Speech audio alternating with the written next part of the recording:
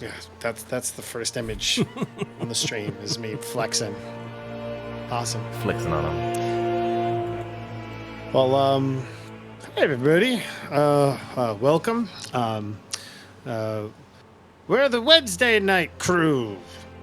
I don't know, whatever the hell we are. The best crew. Catchy. Sure. Anyway, we are playing a game, and it is called Pathfinder 2E. And we're doing a homebrew game called Vigil's Remnant, which we're kind of doing a lot off the cuff because it's fun that way. And so to do my best work. So tonight we've got our normal players with us. We're minus Irish, which is sad because that means she won't be able to keep everybody alive. Or to kill the bad guys. Man, she did all the killing and all the healing last time. That's true. All of them. Yeah, you know what's funny? She messaged me afterwards and she's like, I didn't know clerics were so strong. And I was like, well, against undead, yeah, it's kind of like that's kind of their thing. I was like, but still, you kick butt. So she was all excited. She was pumped after. She's like, I gotta play again.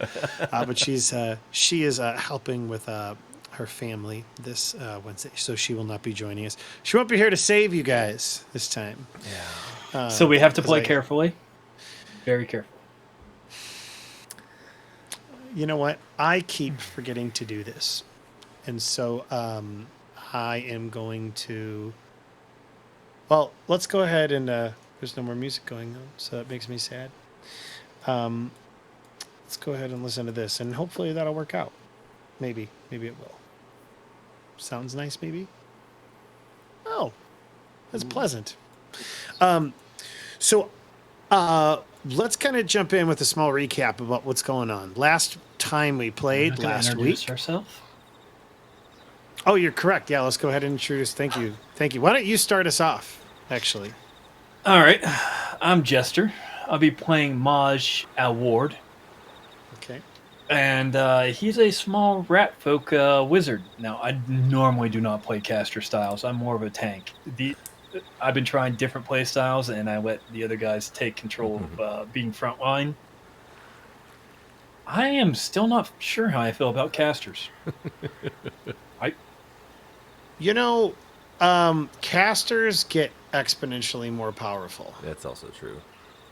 We'll see if I end up liking it. But Maj is a rat person that's obsessed with books and is now collecting a magical powered children to start his own school, apparently.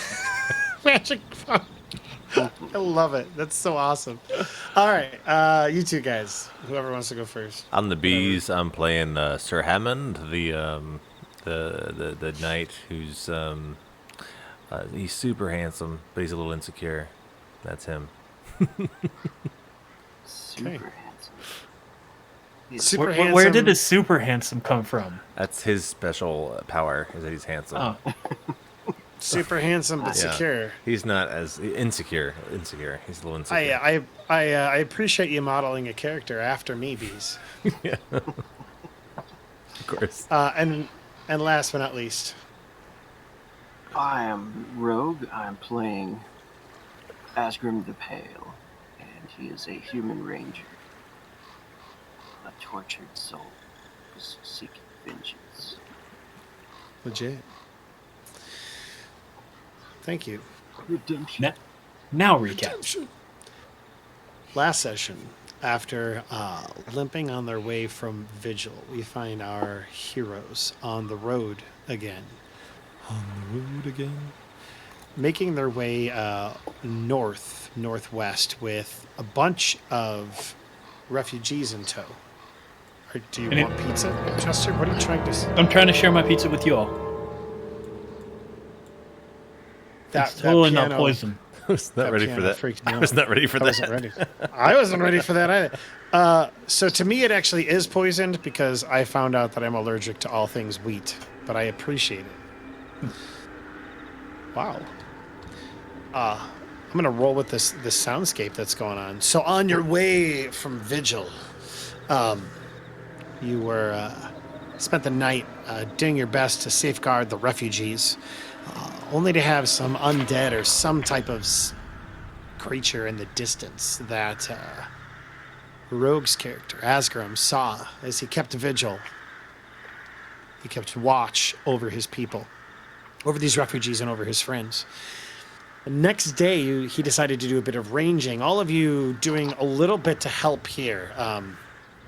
Beez's character, Sir Hammond, goes and tries to find another leader in the community to help. Maji, as he kind of intimated earlier, is finding magical children within these refugees after some successful rolls, and he's doing his best to train them. On that note, I need to bring up all my notes. I was taking notes last week. Excuse me. Oh yeah. And so you got a couple of like different threads going on to help out these refugees, to help kind of move things along. Azgrymn specifically actually went out ranging to explore the area surrounding and happened upon another smaller group of refugees led by Irish's character, whose name is Yozu, Deeproot, a halfling cleric. They combined their two groups and decided to continue on, bringing their total party count, refugees and everything, up a notch. Okay, there we go. And so now it's not just 26 folks. I believe it's like 32 or 33 refugees that you have in tow. So this isn't any small task going on. You have quite a few people with you, and it's that can get difficult. One of the things also going on is I've been tracking your food, and you currently have enough 4 days worth of food for you and your refugees. Nonetheless, you bring everybody. Yeah, you bring your group all together. That night, you are attacked by some scouts from the undead army that has overtaken Vigil. Oh, by the way, I need to share this with you guys. And a little bit more, a little bit of a step up. Yeah. It's not hand drawn. It's not hand drawn. Would you prefer the hand drawn? It's harder to make fun of you. Yeah. I don't know how to take that, but I'm just going to roll with it. You fended off the undead, keeping your group safe, and we kind of ended with Azgrymn looking out over as the sun rose, finally getting a win in your guys' column, because it's been a long week or so since you left Vigil. About 7 days have passed now. It is a new week. You have made some space. And you're ready to continue on. It's the start of a new day. And so I kind of want to just remind y'all the mechanics about what's going on. Got these refugees in tow. You need to kind of keep track of their morale. Got to keep track of their food. And you guys are adding some new mechanics and fun things like magic kids and shit like that. If you want to explore the surrounding area, that's fine. Every day you essentially can take 2 actions. You can explore the surrounding area. You can take your whole action for that day to move the refugees to a new hex. If you're moving to a hex that is unexplored, stuff might happen. If you're just exploring a hex, kind of lets you know what's coming up ahead of you. Not just possible dangers, but different biomes, different resources you can exploit, and stuff like that. You have, if you guys zoom out of that map a little bit, Yozu's awesome roll revealed 2 towns within distance that you should have unmasked for you to be able to see. Mm-hmm. Those towns, aren't terribly large. Small villages, maybe 100 or so some people. Keep in mind, you've got 30 some odd refugees with you. So you guys need to make some decisions about what next steps you want to take exploring. And I don't know if I said this last week, but I want to make it clear again. There is also the very real possibility that you guys might just be like, you know what? We're going to settle and start over. We're going to make our own village with blackjack and hookers and, Hey, okay. Futurama reference. That would be absolutely fine, and we'll work our way through it as it goes on. With that said, I'm going to hand it off to you. You guys have 2 actions. We're in our morning phase of the day. Tell me what you would like to do with your characters, and we'll move on from there. What was the name? Do we know the name of the westernmost town? Do you know the name of the westernmost town? Yes, Yozu would be able to would have known the names of those 2 towns. The westernmost one is called Redwall. Okay, and the kind of like the northwestern town from you, that is going to be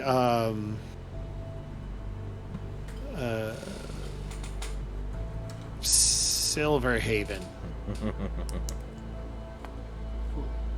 Like You're welcome. Redwall and Silverhaven. All right. Does anybody want to go first? Yeah. I'm fine with you going first. I hogged it all yesterday. All Or right. last time. First day, our first act, I think, will be hunting. We got 4 days of food, 33 refugees. Actually, scouting to the west, northwest. Okay, so to be clear, you're talking about that one right there, correct? Yeah. All right, that sounds wonderful.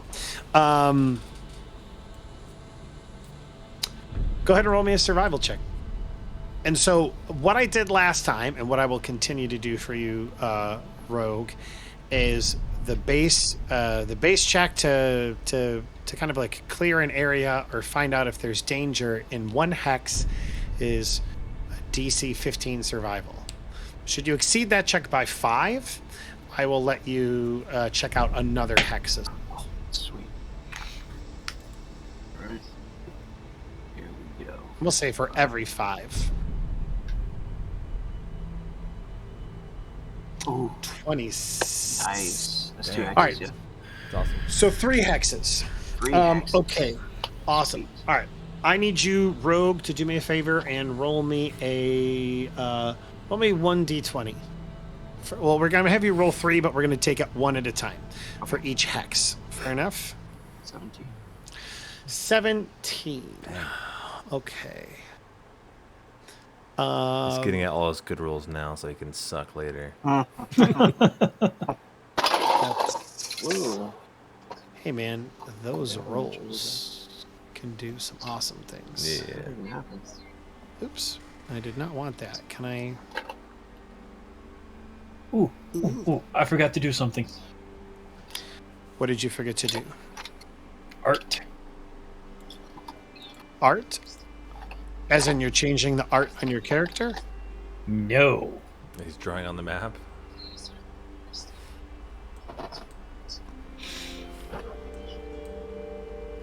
Okay. So last that's what you mean by art. He's gonna draw penises everywhere. Okay. Of course. It's the I should have definition known of this by art. now. Oh my gosh. All right. So last week, that was going to be the fun thing that I was going to tell you guys, just because I think this will just be kind of a fun mechanic. On the whole, this map is totally a blank canvas. And I was wondering about how I wanted to fill it in, because I've seen multiple ways of doing it. I think it would be fun to do it as we go. As in, like, I don't even know the territory ahead of me. Just because I think it'd be kind of a fun way to do it. Flesh out the world with the dice, yeah. Exactly. Flesh out the world with the dice. Okay. Rogue, as you make your way into this particular area, and we'll go ahead and drag and drop you there as soon as I could find the combat tracker, because I can only do it from the combat tracker. You make your way into that square, and a couple things are going to happen. First off, you find out that this whole area that's in yellow is just barren land. Nothing can grow there. It doesn't look necessarily like it is a like it was caused by like some type of magic or enemy. It's just like there's some land that just sucks. And this is like, you look here and like maybe you get on top of a hill or a mesa or something and you look off in those three directions and it just sucks. All of it just sucks. Just terrible, awful, barren land. But I need you to roll me another d20 when you're in that square. So that is like pretty much rough terrain, almost desert-like.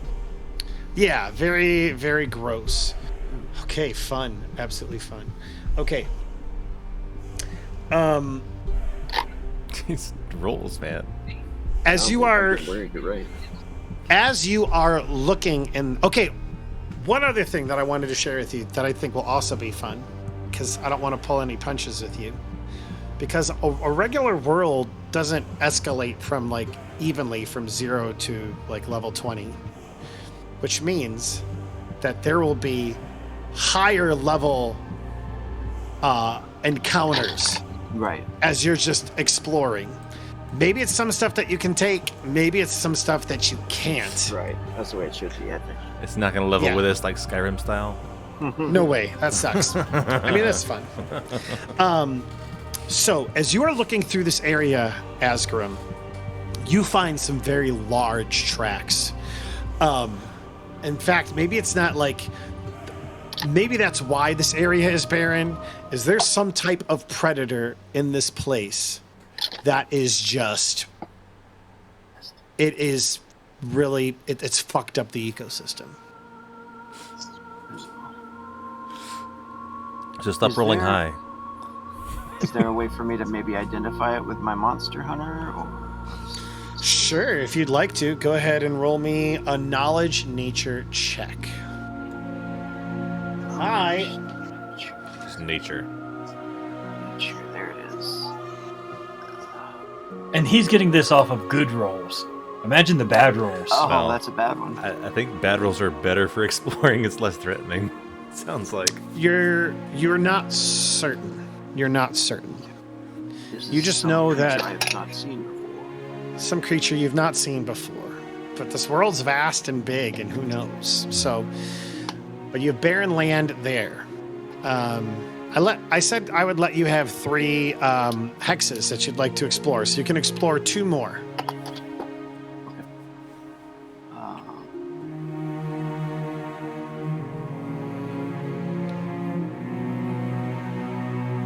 Okay.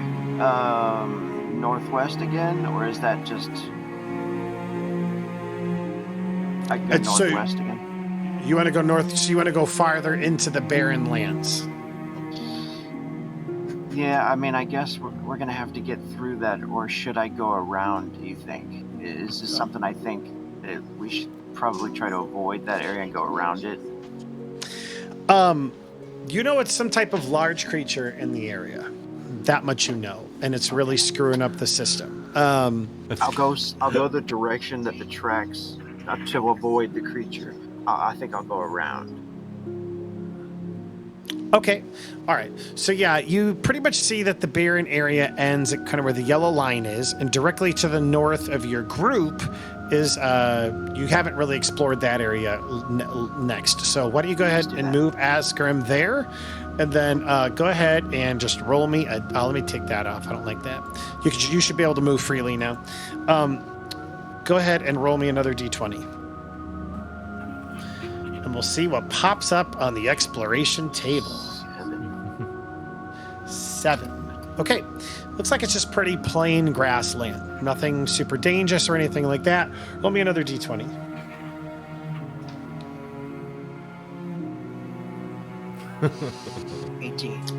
Okay.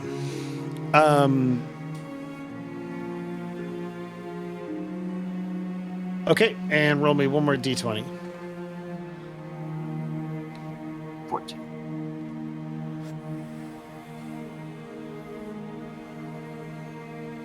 What did you roll? 14. Okay. You actually find out in this area next to this forest not too terribly far away from Vigil, is actually a small hamlet. Not a village or a town, but you can see that there are actual lodgings. Maybe it's like the first taste of civilization that you have found since you have been away for as long as you have. And so what I'm going to do to mark towns is I'm going to use a different color. I'm going to go ahead and let's say we'll use blue. Oh, it turns everything. Lame. That's annoying, yeah. That is really annoying. I don't like that. Yeah, they're like, we updated the drawing feature. It still sucks. So it's a small, like, hamlet. Really. Yeah. If somebody Nice. would put like an H for Hamlet on that hex, that would be good for right now. I'd really appreciate it. Yeah, how do you do that? You should be able to Jester, get your draw drawing a tool. dick that looks like an H. Click first. So you can right-click on the radial menu on the map, Rogue, and there is a drawing tool on the southern part of the radial menu. You should be able to click on that and enter drawing mode. And then from drawing mode, you can go ahead and draw on the map.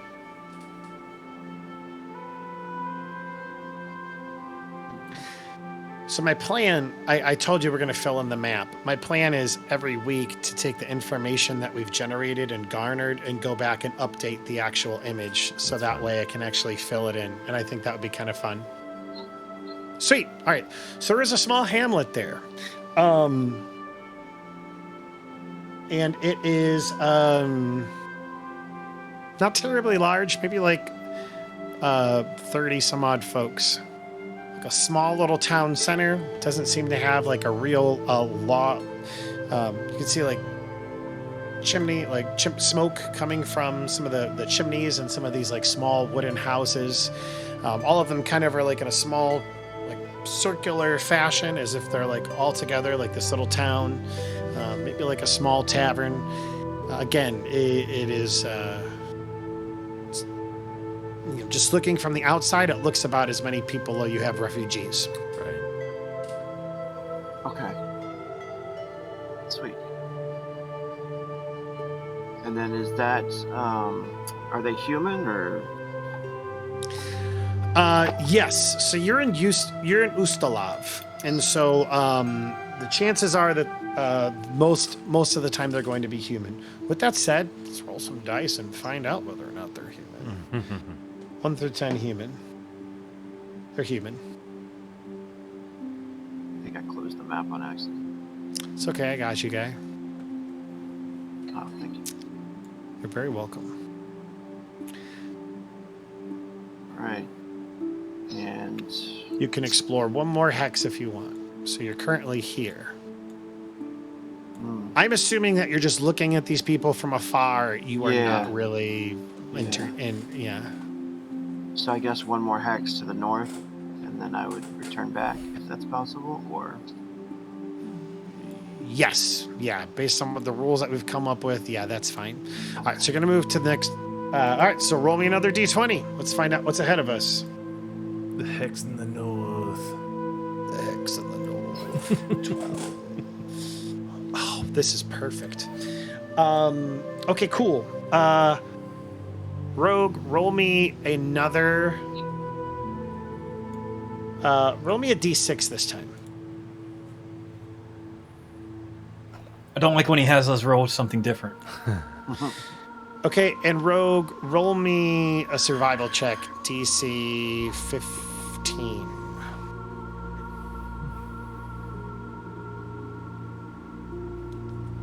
I want. Okay, as you're exploring to the north of you, you find. First, let me enter masking mode. Get rid of this right here. Can somebody, I got Maj, will you change your color to blue for me? You are going to be water. Okay. Actually, yeah, that's what. I'll just have you guys be. We'll all be different colors. That way, we can all draw it on the map. We're doing this together anyway, right? Yeah. Hell yeah! Cool. All right. Where do I change my colors at on here? Oh, there it is. Never mind. Found it. Yeah, it's in the top right corner under tool, the little color palette. Yep. So you're going to be water. Brandon, if you'll change yourself, I'm sorry, Bees, if you'll change yourself to green, you can be like forest. I'll stick with yellow for kind of like barren. And Azgrymn, if you'll change your dye color to red, we're going to use you for hills, mountain area, that type of stuff. How do I do that? Go to the top right corner in Fantasy Grounds, and you go to the drop-down tool menu. Go to the color palette, open it up, and then you'll see two little dots there. You can change your the type on the die to be white or black in the right circle, and the left circle change. You got it, your boss. Awesome. Nice. Okay, so Jester, since you're blue, if you will put a little blue dot in that particular hex, you found a small spring in the middle of this grassland. Nice.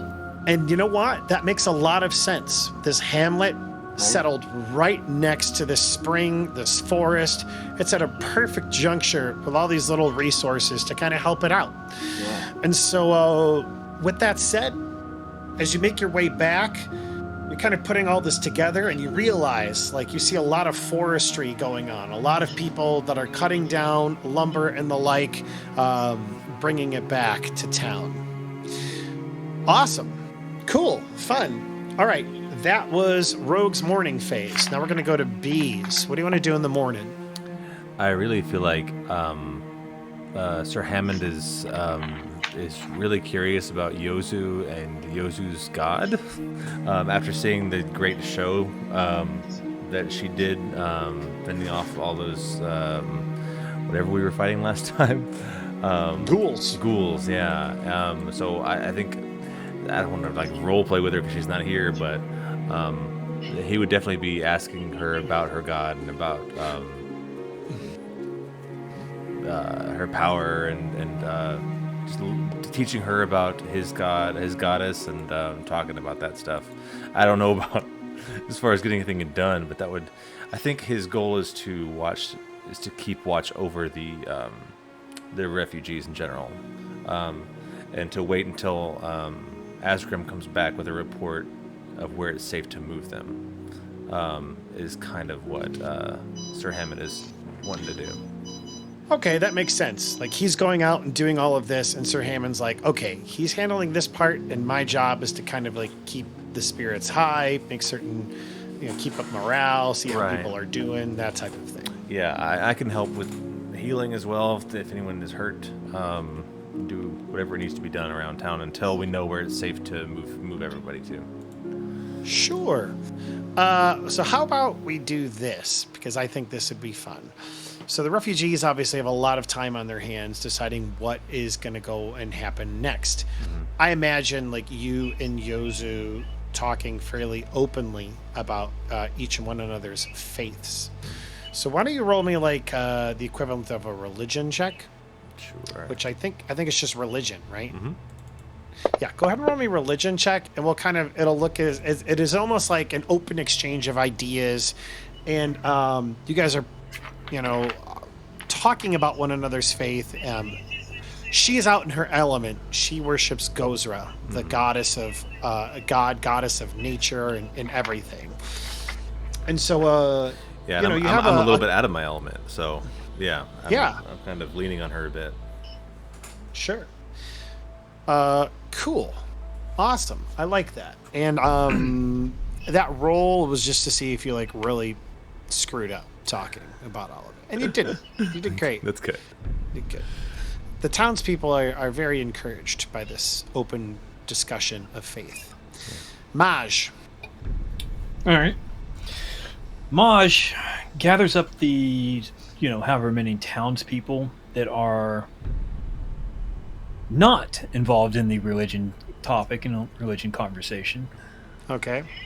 And sends them out in this hex to try to gather food. Be it berries, be it edible greens, be it game prey, be it... I'm using them as a workforce to find us all food. Sure. Sure. No, that makes sense. I like it. Managing the town or managing the refugees and getting them to help you. They're not just victims. You're turning this around. I like it.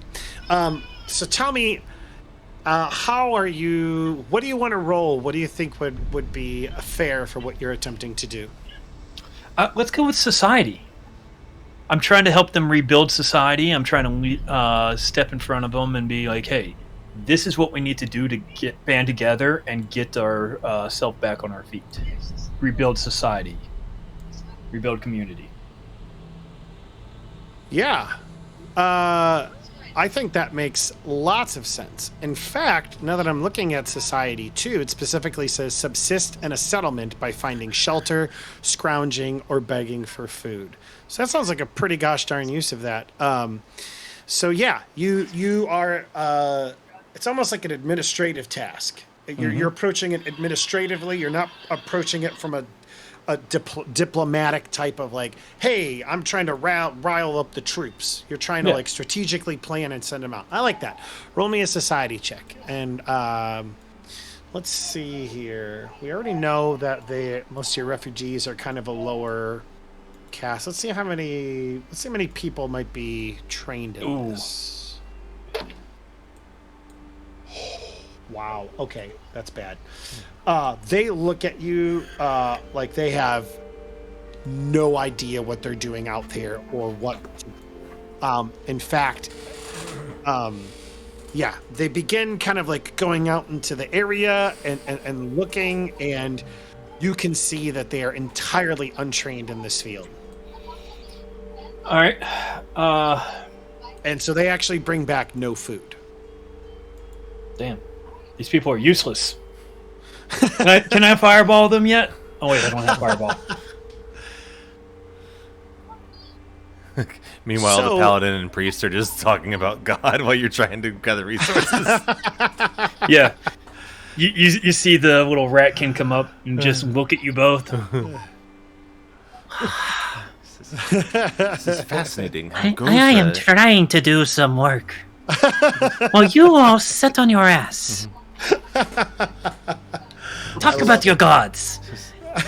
As false as they may be, the only good thing in this world is knowledge. And he just walks off. Oh, I love it. I love it. I love it. Don't listen to him. The gods will provide as they have provided thus far. I love it. I love it. So I will give you this bit of knowledge.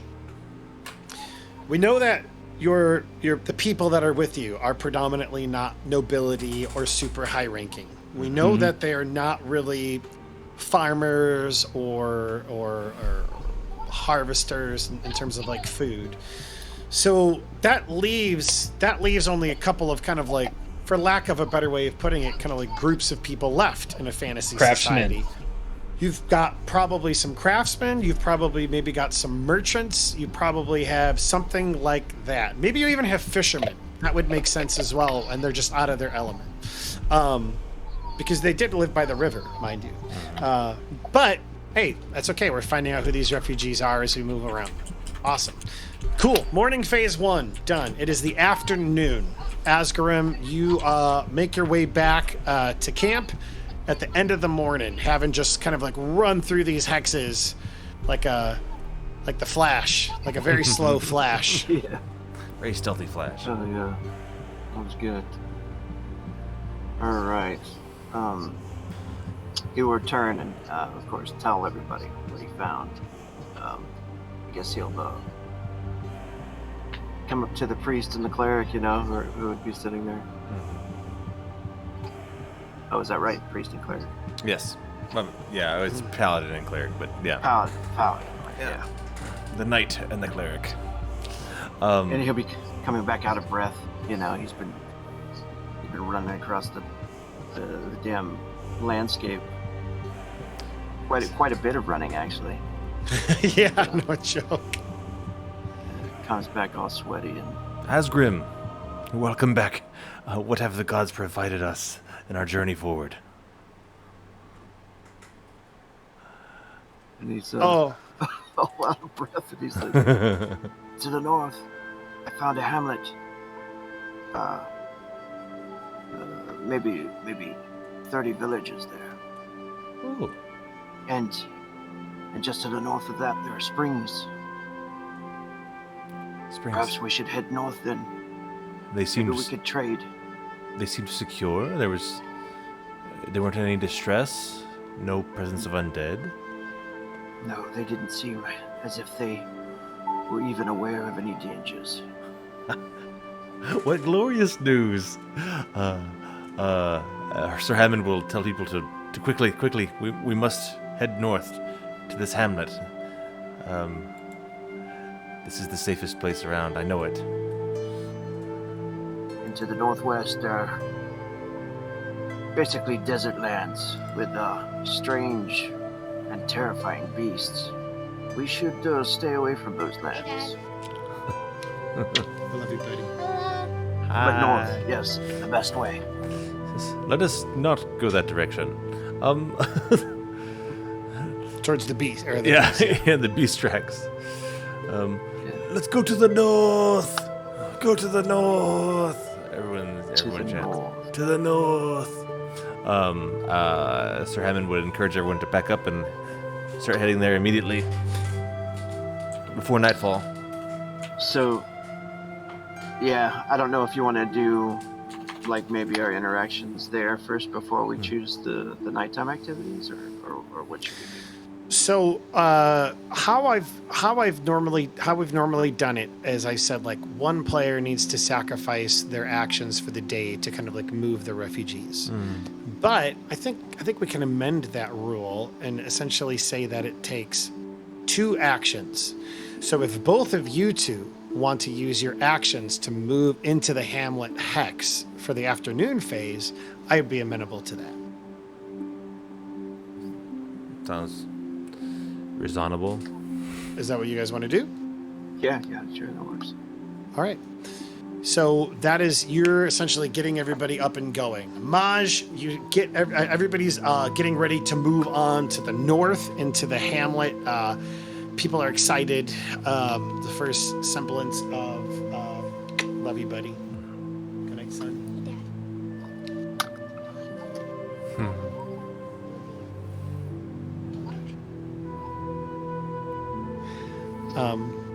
Maj, what would you like to do with your afternoon phase? Well, since these guys are getting everyone up and running and stuff like that, that kid that I'm working with, let's train him up a little bit more. I don't know how close it is to him actually learning how to cast lightning. Okay. So you're specifically focusing on him, correct? Yep. And you're working on that electric arc. Okay, cool. Yeah, go ahead and roll me, I think we said Knowledge Arcana, right? To kind of help train him. You're Savant Jedral. Jed. 10. 10 is exactly what you need. That's what all we he decided needed. last week. That's all he needed. Cool. So yeah, your training is work. It's a slow process, but it is going. You're trying to teach this small, this. How old is he? Oh, I don't know. You never told me. Let's roll a die. He is. I like that, Chris. I think that's a good idea. He is 9 years old. All right. Wow. Jed, okay? I want you to pay close attention. While the electric comes from the ether, and we wield it, you must remember to always trust it. If you point and let it flow where you want it to go, it will. Now, you need the knowledge and ability. Knowledge is power. Knowledge is key. Always think. Always learn. So yeah, I imagine he's listening to you, and he's kind of like taking in all of your tutelage, and maybe you set up like a branch or stump or something, kind of like far away, and you're kind of like, you can like see like the mentor scene of like his arms, Maj's arms, kind of like slowly correcting this kid's stance and like all of his little movements. And like finally just like he does it like almost perfectly, and he doesn't hit it, but you see like a spark like generate from his hands. It's not quite there, but it's getting there. Cool. All right. Now, with this knowledge, when you perfect it, you may be able to protect yourself. We'll move on once you get this to some other skills. I, by far, am not a master. I just think and learn. I like it. The refugees march towards the north, making their way closer and closer to the hamlet that Azgrymn discovered earlier. And as you are getting close, you can kind of see like a big fire in the middle of the town, like a bonfire, essentially. And you're making your way there, you're not really trying to do it stealthily. And as you draw close, a couple of the inhabitants come out, and they're essentially look at you, and they kind of have their axes at the ready, and they're just like, what is it that you people want? I think Sir Hammond will be in the front with his big shield and his kind of beautiful white and gold attire. He says, "We come in peace. We come in peace. In the name of Iomade, I come. We come seeking refuge from." Wash your hands. As the remnants of Vigil. Our town has fallen. Have you heard? He looks kind of like shocked at first. What do you mean Vigil has fallen? What's his fucking name? What's his name? The Whispering Tyrant? The Whispering Tyrant. Has returned. He and his undead armies are stalking these lands again. And we seek refuge as... well, at least some of the survivors who have fled as the town was destroyed. Yeah, you can see like a couple of the other guys here with him. This guy, for whatever, he seems to be the leader of this hamlet. A couple of like the other guys in back of him, like slowly starting to whisper, and he's just like, we cannot help you. We have to take care of ourselves. If the Whispering Tyrant is coming back, we must.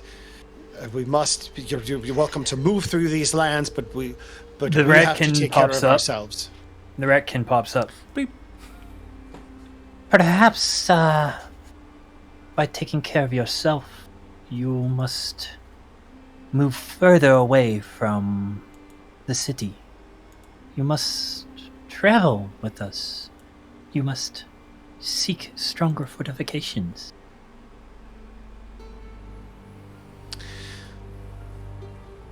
So tell me your approach. Yours seems very diplomatic, Maj.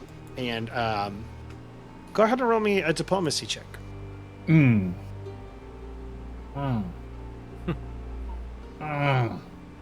was gonna try to go for society again to meld them into the society with me. Gotcha. This is an act of charisma. Not very. They look at you and they're just like, no, we cannot allow your non-human presence here. We'll only attract the Whispering Tyrant. No, these are our family's lands. We've been here for forever, and you can take you and me. I think we said that there was like half elves with you guys last week as well. Yeah. And so maybe they see them as well, and they're like, no, no. Just no. We need to take care of ourselves and keep this safe. The Retkin's just sitting there, nodding his head when he says, non-human self. You do know that the Whispering Tyrant's armies are mostly human, right? He feeds on you. He tries to find any settlement to devour. Wow, we might be on the menu. You guys are static and easy prey for his massive army. We shall pass through. We will leave you to your own. But don't say that this small little rat did not warn you. Go ahead and roll me an intimidate check. It's got the same modifier, +1. Yeah. Yep. Hey. Yeah, you look at them and you see kind of you can see like their hackles kind of get up as the realization kind of like comes to them. And he looks back at his town where you can maybe like see some children and some other kind of like women just working, kind of like looking around the corner, peeking, trying to find out what's next. And he looks around and there's maybe like 10 dudes or 9 other dudes like him. And he's just like, you speak truth. Does anybody else want to add anything? Mosh has had his kind of go. What would you guys like to add, if anything? Yeah. Azgrymn will step forward and say, just last night we killed some of their ghouls, their scouts that they had sent out. That was not very far from this place. I imagine it's only a matter of time until they find this hamlet as well. And when they do, it'd be wise perhaps join forces with us and head to the west. Unless you wish to stay here, fight them yourselves, but they did take out the entire city of Vigil.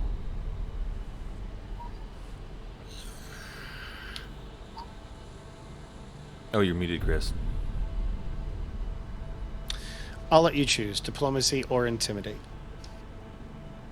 Because I can see it going either way. It's kind of on the line there. The context of your language is kind of intimidating, but the way in which your approach is diplomatic. So I've got the same plus, so I'm going for it too. 13.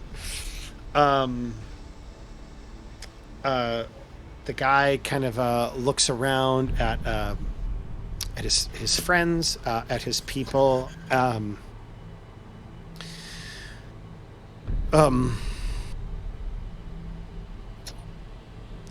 me roll something here.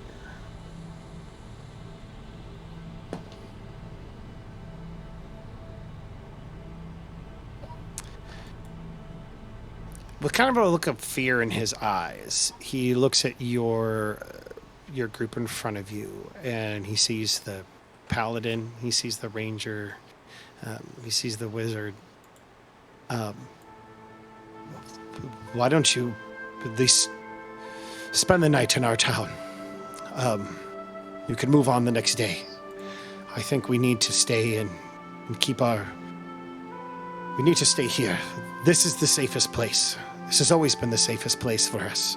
We cannot abandon this place. Perhaps some supplies, maybe if you have maps or knowledge of the area. You're more than welcome to check in the tavern. But tomorrow you can move on. Many thanks for your hospitality. You're welcome. Yes. For your hospitality, you will be blessed, not turning away people in need. So, Beez, you really haven't done anything. No. What action would you like to take interacting with this town? Yeah, I think, again, just working the diplomacy, I was going to give him a little guilt trip for turning away refugees. You know, what kind of heart do you have turning these people away? But he's already flipped on me, so Okay. So I might just lay on the appreciation at this point. And I think we might rest just for the evening, and we could talk more about whether or not they should stay here tomorrow. I think we'll just accept the invitation for hospitality for the evening, and we'll see if they want to stick around tomorrow. Sure. Yeah. All right, so it is. Go ahead and roll me a diplomacy check just to see Sure. how much you can charm them or I'm not. trained in it. Hey. Did you see it sliding on that one? It's close. It's close. This is like the sound the one watch slides around. I was like, ah. He looks at you and he's, yes. You kind of like lay on the appreciation, and originally you got the vibe that he was just gonna be like, put out your tents, whatever, on the periphery. That's fine. He kind of goes back and talks to his friends, and he says, I think we can open up the barns and the woodshed if that would give you enough of a place to sleep, lay your head for the night. Yeah. This is more than we could ask for. You're welcome. So he kind of moves on. After a minute, you all, the refugees, move into the town, and you can see that they're very apprehensive, the people, and the kind of like to just kind of like slowly. You can tell they're very like isolated. Mm-hmm. And what you would know about Ustalav, which is the country that you're in now, is that it is very superstitious. It is very apprehensive. Ustalav is, I think I've talked about it before. A really good corollary is kind of like Eastern Europe, Like Transylvania, right? Yeah, Transylvania type thing. So there's a bit of like a mistrust of outsiders. There's also kind of like some spooky, scary stuff going on. That apprehension is it's not unfounded. Because there's a lot of things that lurk in the dark. Mm-hmm. All right, go ahead and you guys move into this hamlet. They do have kind of like a small general store, nothing crazy. You probably can purchase some supplies. On that note, Rogue, are you still there? Okay. I am. Oh, awesome. Can you hear me? All right. Yes. We lost your video, so I wasn't certain if you were there anymore. I meant to do this at the top of last session, and I forgot. So, on your way out of Vigil, I wanted to tell you that the refugees picked up a variety of stuff just in a mad dash to leave, essentially. And so all of them picked up essentially a variety of like weapons that the guards had like dropped, Nice. or items that were scattered on the street. And so I want to give everybody the opportunity to grab one weapon of their choice from one basic, Yeah. like it could Yeah. be a Plus martial 2. weapon, it could be a simple but nothing +2 or +1, nothing magical. But if there is a particular weapon that you wanted to pick up, or a particular like armor or item, I was going to say that you can anything that is you could choose any combination of things that they're like essentially giving you guys as part of your exit from Vigil. That is 10 gold. No, that's too much. That is it's way too much. Let's see what my longsword's worth. My longsword is worth 1 gold. I mean, Okay, so then that helps. Yeah, anything that is 2 gold or less. Any combination of items that is 2 gold or less, you guys were able to get on your way out of Vigil. And the people are now kind of like handing those out. So that is aside. Now that is separate from any shopping that you can do here in this hamlet. But I wanted to give you guys a moment to do that in case that's something you wanted to do. If there's like an item in particular you're burning, or if you want to hold on to that for a little bit, you can do that as well. I think that would be the easiest way to take care of loot, at least for the time being. So that's one. In terms of what this particular like general store has, again, it doesn't have a ton. It has most of your like mundane type items. Not even like a ton of weapons that you can purchase. It's a small town after all. They're not like helping with adventures. But gear, you know, they probably have like backpacks and clothing and crowbars and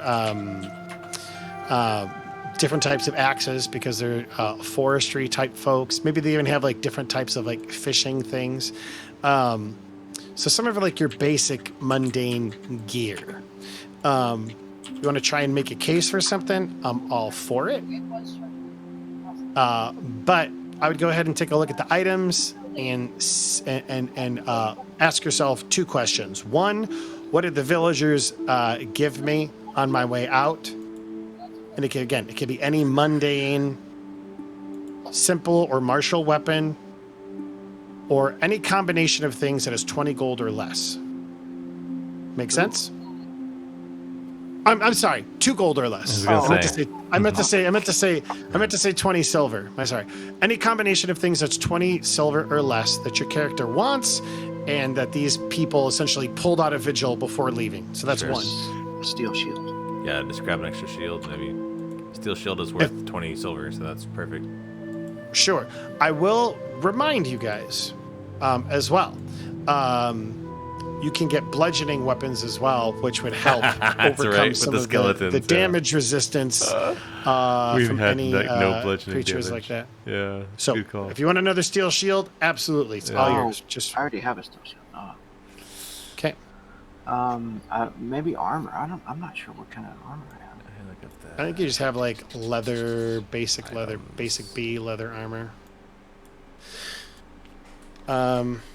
Yeah, and leather armor costs 20 silver pieces anyway.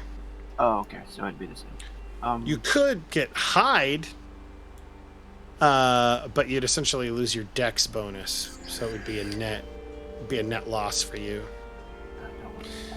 So, give it a look. I'm going to give you guys a minute to look.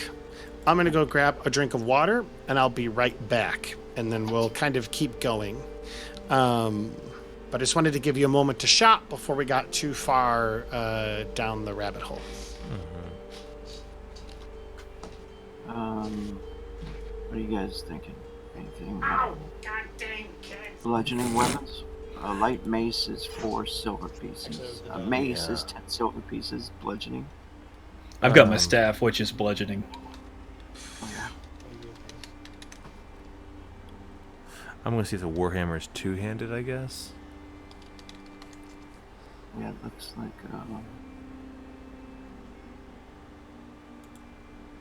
Warhammer.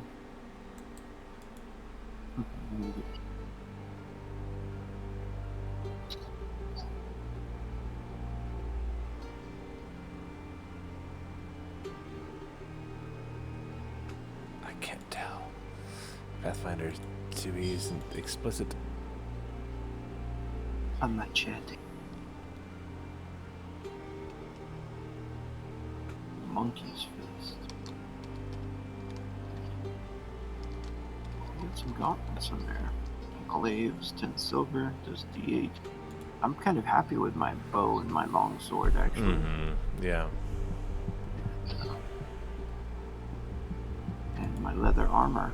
Maybe some equipment, though. Like, how much is a spyglass? I don't know. You can search. You can click on the items, the items tab on the right. It'll pop up a menu. You can search for things. Yeah, there was something I lost during climbing kit. Compass. 10 silver pieces for a compass. That could be good for skill and stuff. I don't know if it'd give me any bonuses. Survival.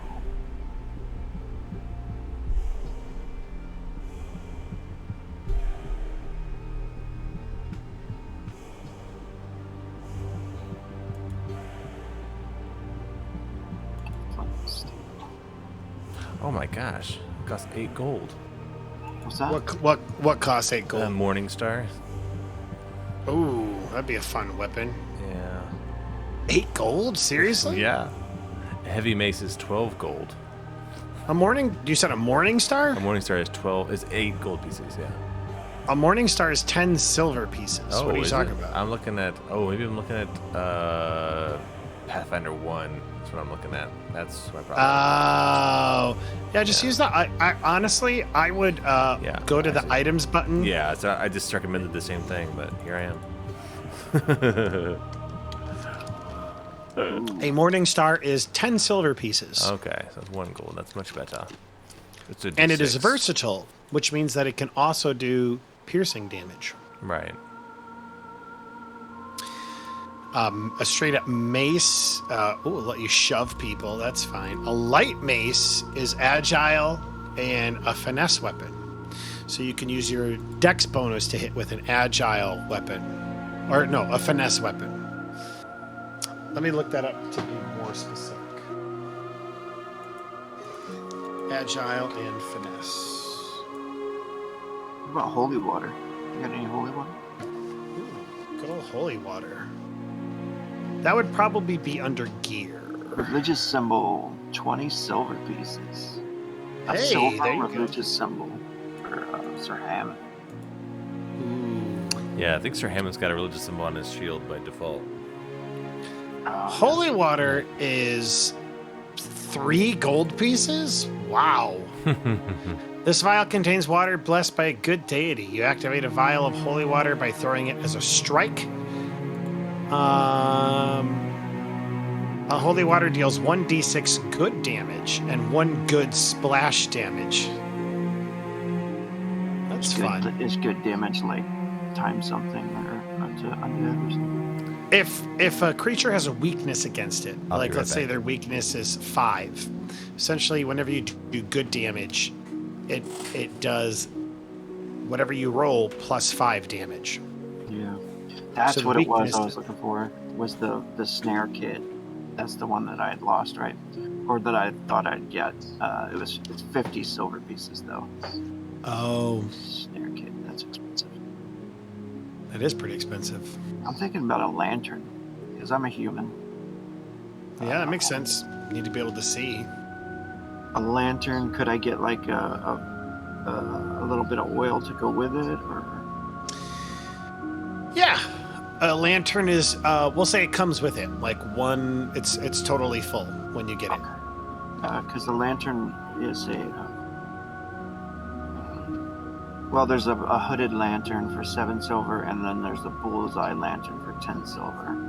You want to do the hooded lantern and just some oil, a vial of oil with it or something? Or it's just Sure. full, yeah. Yeah. I'll do that. It says 1 pint of oil is 1 copper piece. So yeah, they would totally throw it in if you're buying the. And if you want to buy some additional oil with it, you can. Okay, cool. Awesome. I'll get a few vials of oil. Cool. Cool. Oh wow, a bullseye. Yeah. Let's see here. And is this stuff I'm spending my coin on?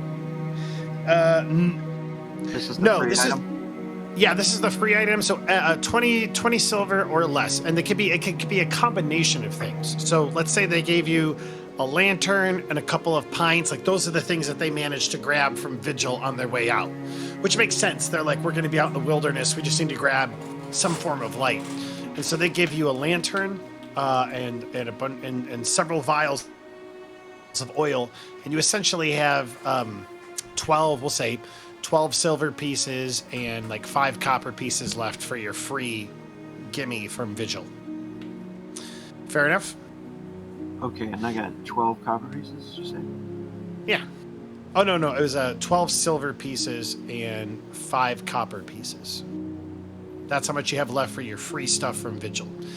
What is the stuff that you guys want to grab from Vigil on the way out? Or what is the stuff that the townspeople are now kind of giving you that they grabbed from Vigil on their way out? I got a mace. Okay, you got a mace. Awesome. Yeah. That'll All be right, fun and to try amazed- the shove thing with my athletics is decent, so that might be fun. Sweet. All right, so that's what you have. One other gold piece for free stuff that your townspeople are giving, your refugees are giving you on the way out of Vigil. Fun. How much do we get again per person? 2 gold? 20 silver. Essentially, the refugees are giving you 20 silver or 2 gold worth of stuff from Vigil on their mad dash out of the city. Damn. And they're essentially sharing these items with you on the road, or maybe like you finally get it. Maybe this makes sense. You guys come to a hamlet, and this is the first time they've probably felt safe since leaving Vigil. It's like actual buildings that they're staying in, actual like lanterns and lights and other humans and people and life, and they probably just feel safer. And so now that kind of that adrenaline is worn off, that the trauma is kind of like, it's not gone, it's obviously still very present, but sometimes it can like occlude your ability to think. And so now that they're finally like sitting down and thinking clearly for the first time in a while, they're like, we can give these to the people who've been leading us because they'll be able to help us.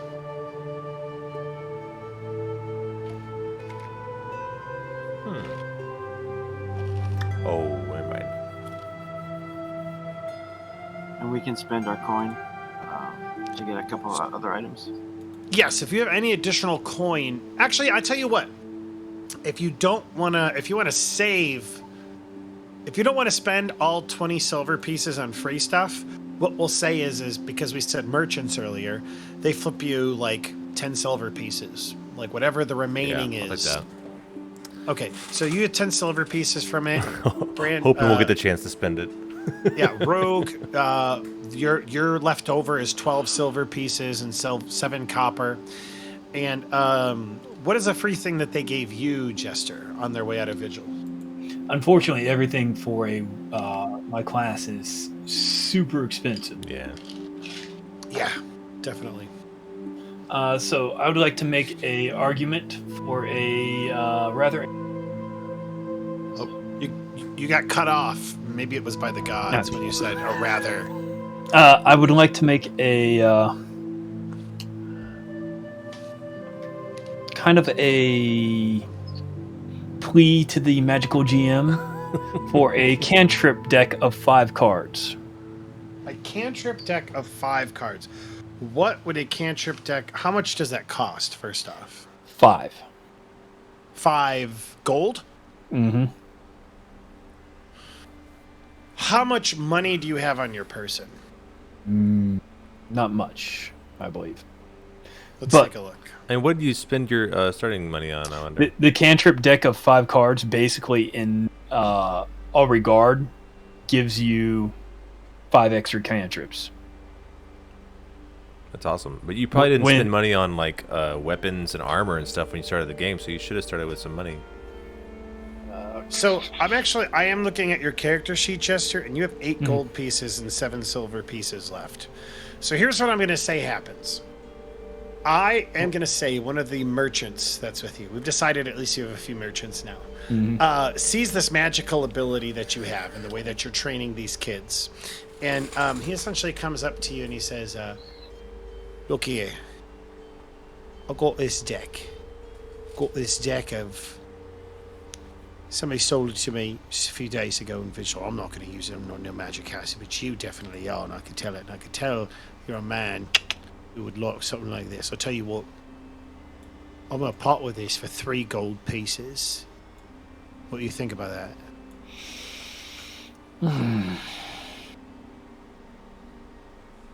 Well, it's not a full deck of cards. I've seen these before. But 5 is a good number. I mean, if you don't want it, you don't want it. Not too good. Yeah, I'll take it. Unfortunately, you'll probably end up not being able to spend that gold if we don't make it to somewhere safe. Man, your character's super passive aggressive now. I like it. Awesome. Okay, cool. So that way that whole 2 gold thing works out then. Sweet. Awesome. All right, so we'll go ahead and just take 3 gold off your character sheet. You're down to 5 gold pieces. Go ahead and give yourself that that deck of cards. All right, so you guys are officially in this small town, or this small hamlet rather. You're getting ready to bunk down for the night. You could do some basic shopping for some basic things with whatever money you have left over while you're here. They have mostly survival gear. Like I said, stuff to just help them live off the land. Rations? They definitely would have rations. Could that help our people to survive longer? Would we have to just buy stuff? Oh, I like that. I hear what you're saying. So you're actually Not just you're running for into me, this. but for everybody. Yeah, because you guys just you know that tomorrow you only have 3 days of food left. Yeah. All right, how much are rations? It's 4 silver pieces for a week's worth for 1 person. Okay, so that's 7. Math. So 7. Hold on. I know, 28 right? would be 4, 5. Okay, you can spend 2 gold pieces to get a day's worth of food between all of you for your whole group. For everybody. 2 gold per day. 2 gold per day is currently what it costs for you to feed your people, and I will allow the rations. You can purchase that right now. You can even pool your gold together. You don't have to. So if each of you is to put in 7 silver pieces, you can get enough. I'll put in 2 gold myself. Okay. How many silver pieces in a gold piece? Is it 10? That's 10. Yes. Yeah, base 10. All right, so you just went up to 5 days. You'll be at 4 tomorrow morning. Currently, you're at 5. I'll put in because- 2. Okay. You are currently at 6 days of food. Going once. I have 10 silver pieces I could throw in. That would be a half day's worth of food. Yozu pays all of her gold for rations too. You know what? That's fair. I'll take. No, it's I think. I think she would still do her gold. that. I'll take 10 silver, and I'll say it was Beez's idea. Ayomade guilt her into it. Yeah. Maybe I won't do that. Let me see something. I could try to buy something that would actually help us get food or make food. Do we have any wagons that we're traveling with? No. It's pretty much like everybody's got On foot. backpacks, rucksacks, or on foot. You're just a mad dash out of Vigil. Yeah. It's really poor planning on our part, as the town was being destroyed. With that said, you could potentially buy a wagon. That's a thing. That is a thing. That's what I'm looking for, like barrels or because we got the springs right there too. We could load up on water. I'm looking to see how much a wagon's going. 25 I know. GP. 25 gold pieces. Yeah, no, it's maybe a pack horse or a mule. How much are the mules? I don't know. You know, I don't think I've ever done. I've never done a game like this before. A Yeah. TTRPG. I'm actually kind of excited to give it a try. Do the hex. I'm the I'm hex enjoying crawl, it. Yeah. I hope you guys are enjoying it. Oh yeah, it's fun. And trying to figure out how we can survive. Yeah. Well, do you want your 10 silver pieces back then, Rogue? If I can find some worth with it, yeah, I'll probably take that back. So then I'm gonna give Yozu back her money. She goes up and slaps Rogue in the face and goes, "Give me my money. Where's my money? Where's my money, Brian? Where's my money?" Now, we could buy a cart, not a wagon, a cart. Mm-hmm. for 3 gold pieces. Yeah, where's the creatures?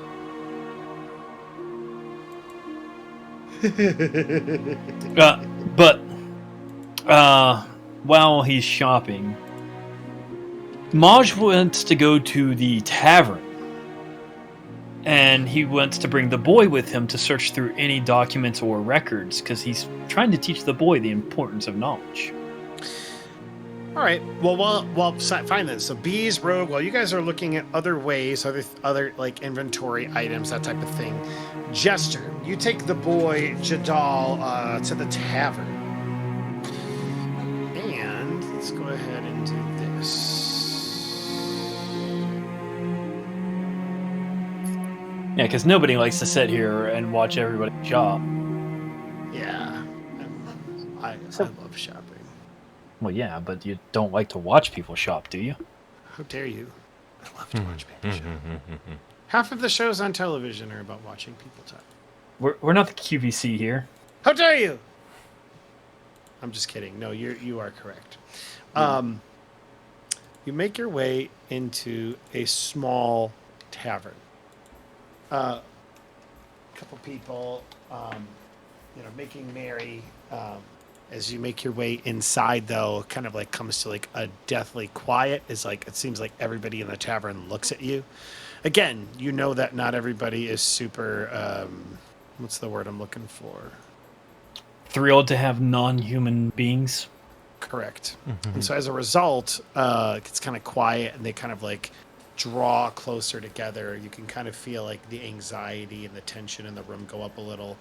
People start talking in hushed tones as you walk by. One would characterize this hamlet as unfriendly.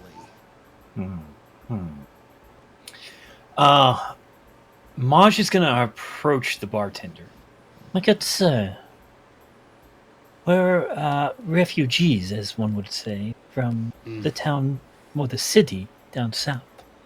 I don't have much, but would 1 gold piece buy all of these people a drink in this tavern currently? Would it? That is a great question. 1 gold piece. And that is a lot of money. Silver is kind of the base. They don't.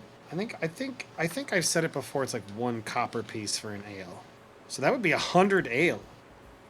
If I'm right. Yeah, like that'd be like 3 drinks for everybody. Even the kids start drinking. That's enough for a good time, yeah. Because you said there's only like 30 people in the city. Mug of ale, one copper. Plus the 30 of us coming in. All right, instead of 1 gold piece, we'll do. I'll put 5 silver pieces on the table.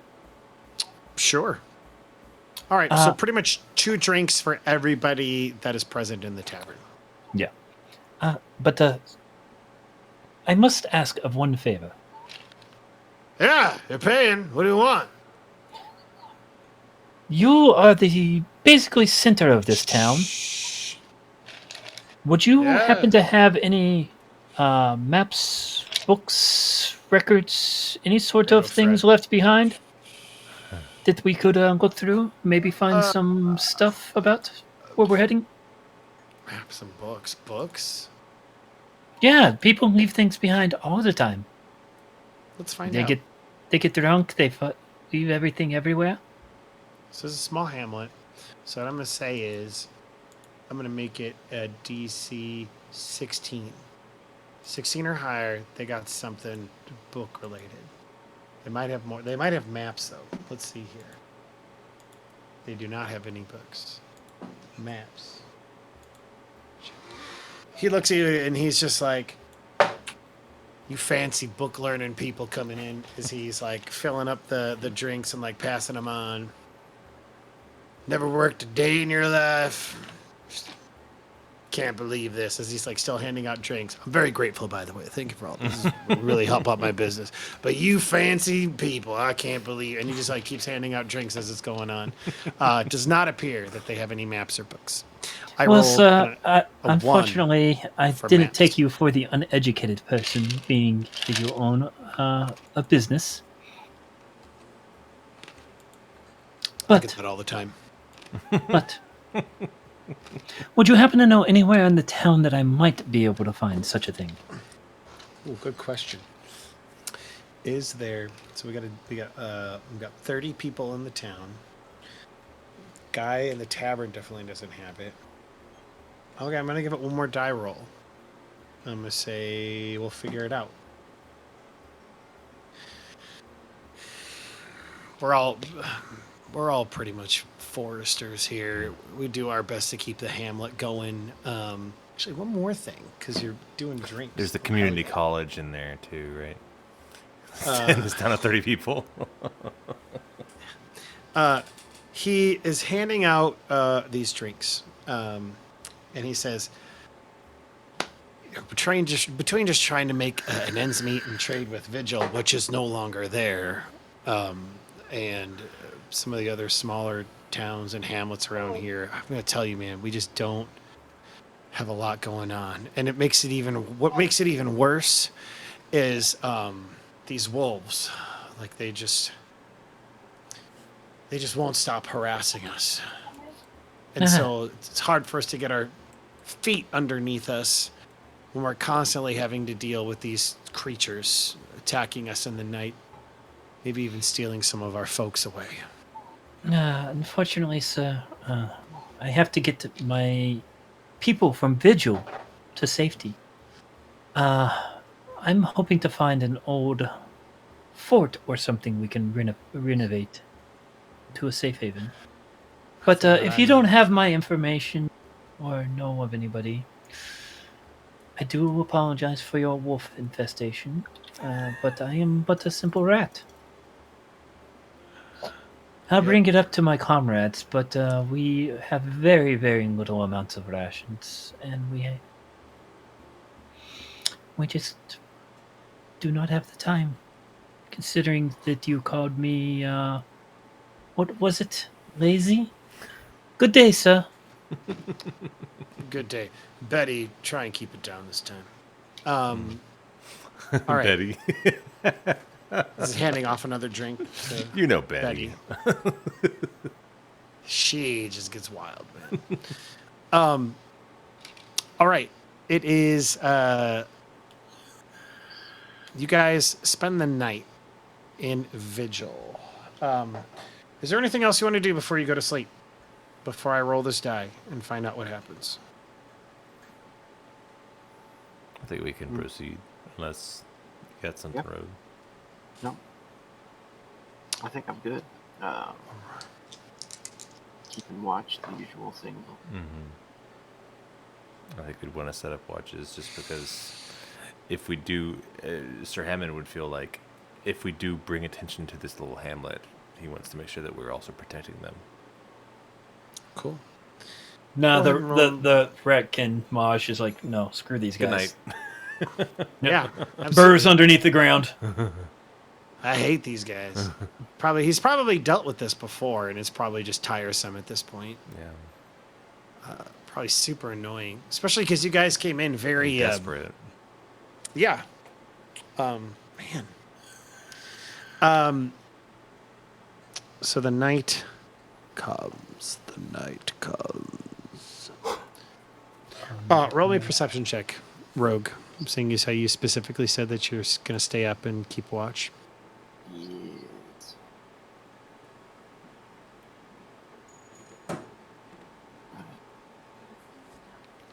Chester, my stream deck just stopped working, and now I'm sad. Oh. That's why I don't use Stream Deck. I've had a lot of people actually say that that's been happening to them. Bummer. I'll have to fix that out. A lot of people say, though, they do handle their warranties pretty well, but a lot of times they break again. Rogue, as you're keeping watch in the middle of the night, I rolled to see how stealthy this happened, and it wasn't stealthy at all. It was a 1. It is like 5 or 6 wolves come on the periphery, just howling on the outskirts of this hamlet. You can kind of hear it, and they just come in and just hear, ah, ah, ah, help me! And it just sounds like this awful thing as a couple people are dragged off into the middle of the night. I will let you act, but they are currently being dragged off. Let's see here. I might get a chance to use my bow. Might get a chance to use your bow. You hear the howling, you hear the screaming, people being dragged off. What do? Rogue, you're the one on watch. Yeah, I'll try to shout to Hammond and Maji. Awaken! We are being attacked! Is it our people being attacked or these asshole townspeople?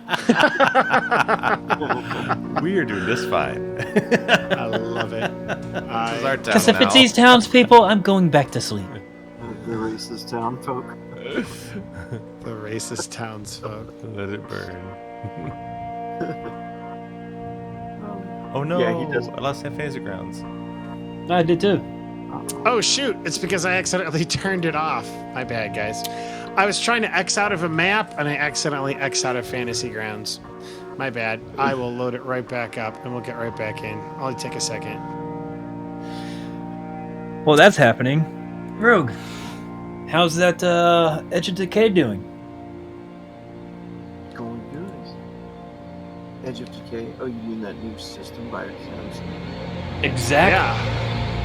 That's super awesome TTRPG system by Arcanum Syndicate that I hear lots of. That I hear when people play it, it makes them more virile. It's going great. Studies have shown. Studies have shown. You need a Many people are saying. If you are single and you need to meet people, Go to a different website, but instead go to Arcane Syndicate. head on down to www.arcanumsyndicate.com. Nothing says like improving your dating life like a game called Edge of Decay. That's what it's for. That's awesome. I mean, Awesome. no. So the other night when we played, you remember how powerful swords were in Demon Gate, right, Frank? And Beach. Yeah. I mean, I wielded a big old axe, but So, yeah. so out of nowhere, my character holsters one of his guns and pulls out his broadsword on his back, and I just swing for 62 points of damage, completely obliterating this guy at level, what am I, 2? Yeah, That's awesome. it was pretty epic. It was pretty epic. It's pretty great. And this guy was all hopped up on Mountain Dew. It wasn't Mountain Dew, people. It wasn't Mountain Dew. Was it drugs? By the way, Fantasy Yeah, Ground this- server is up. Feel free to It jump was back Mountain in, y'all. Don't. The dogs. I don't know. Some pretty crazy things can happen if you're all hopped up on Mountain Dew. Let's be honest. Yeah. But yeah, guns are good on there, but sometimes you can't beat a sword. Yeah, every time I. Yeah, that was great. Sorry, enjoy your game. Oh. No, I, however, am doing the normal thing and, boosting health. dude, man. Rogue That- almost that- killed me again. That Yeah, is dude, a heavy system. If you are not careful, you will die easily. You just gotta put everything in health. Everything in health. Rogue told me, like, when I first made my character, he said, he's like, yeah, I usually start feeling safe around 200 hit XP. points." 200. Yeah. And that was like when I was level 1 and I just started and I looked at my character and I had like 40 HP or 30 HP and I'm like starting to feel safe. And I just remember thinking, and for like the next, every time I got experience points, it was like all into health until I got up to 125. That was And a sure wise enough, move. it saved you my ass. every time. It saved my ass. Yeah, it absolutely saved my ass. It See, was, my character for correct Demon Gate, decision. I didn't rely on the health, I relied on the sneaky, but I got Yeah. 2 items that had I dropped down to 0 HP, I would have been instantly revived back up to 20. Well, that's fun. And then I had a gem that would instantly, or I could use, and it would heal up to 100 hit points. Oh yeah. The life crystal. Mm-hmm.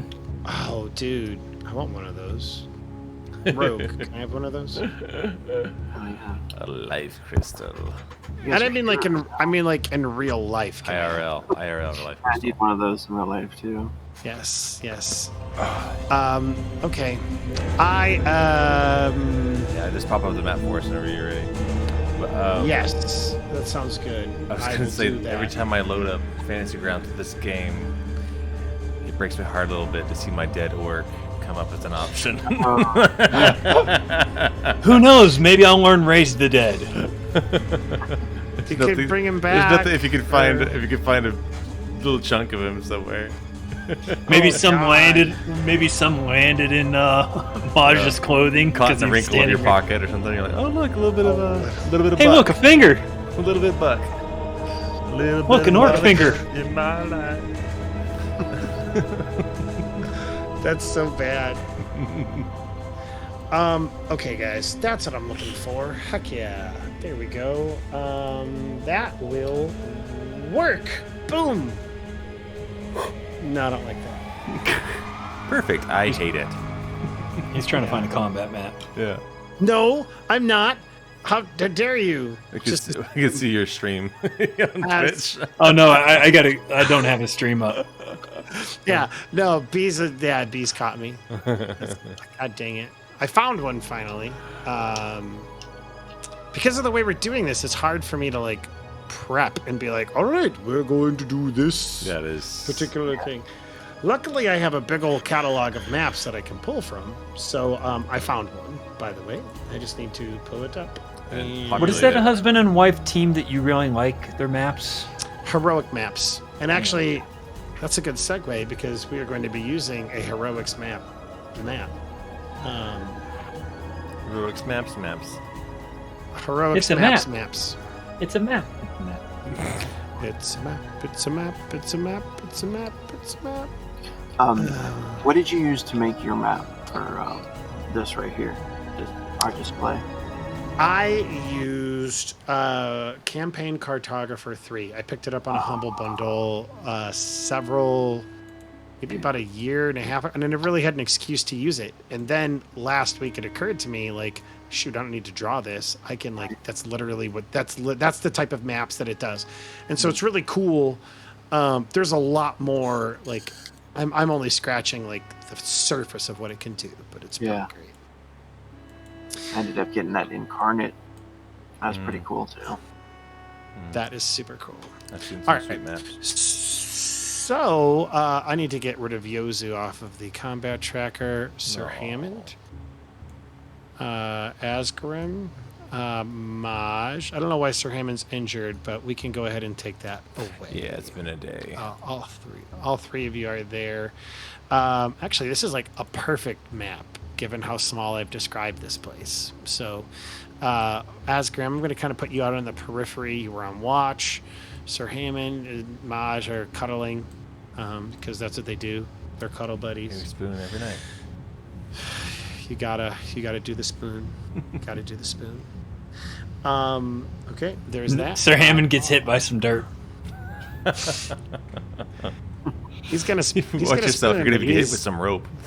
He's not gonna like it. Okay, it is also the nighttime of day, so I'll add a nighttime filter to this, Nice. which I think you guys can see. Correct? Yeah, nice. Yep. Not fun. That I love that. That is The a really FX cool- tab I on do like Fantasy this Grounds. map. I've used it before. Yeah. This is Heroic Maps. They're great guys. Maps called Silebury Farm. All right, so let's go ahead. All right, so we got there. Rogue, you don't see anything yet. So you yell out to your friends. Oh, we yeah, need to roll remove the that. blessings and circumstances from our characters. You need to what? There's blessing Get rid of your on buffs. all of our characters, Yeah. and Sir Hammond's prone. Oh man. Well, actually, technically, he still is prone if he's sleeping. That's fair.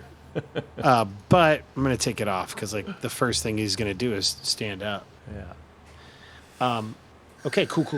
All right, let's go ahead and do that.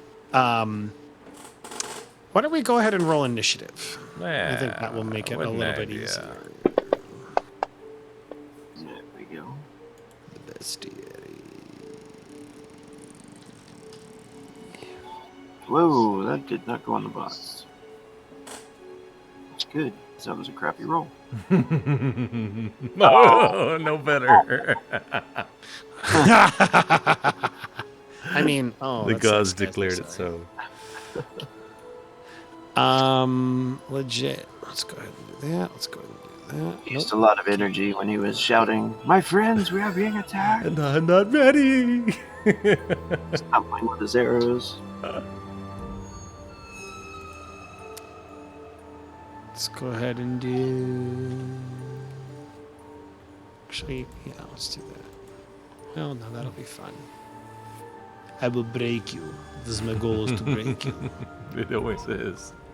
All right, Strahd. It's fun. Okay.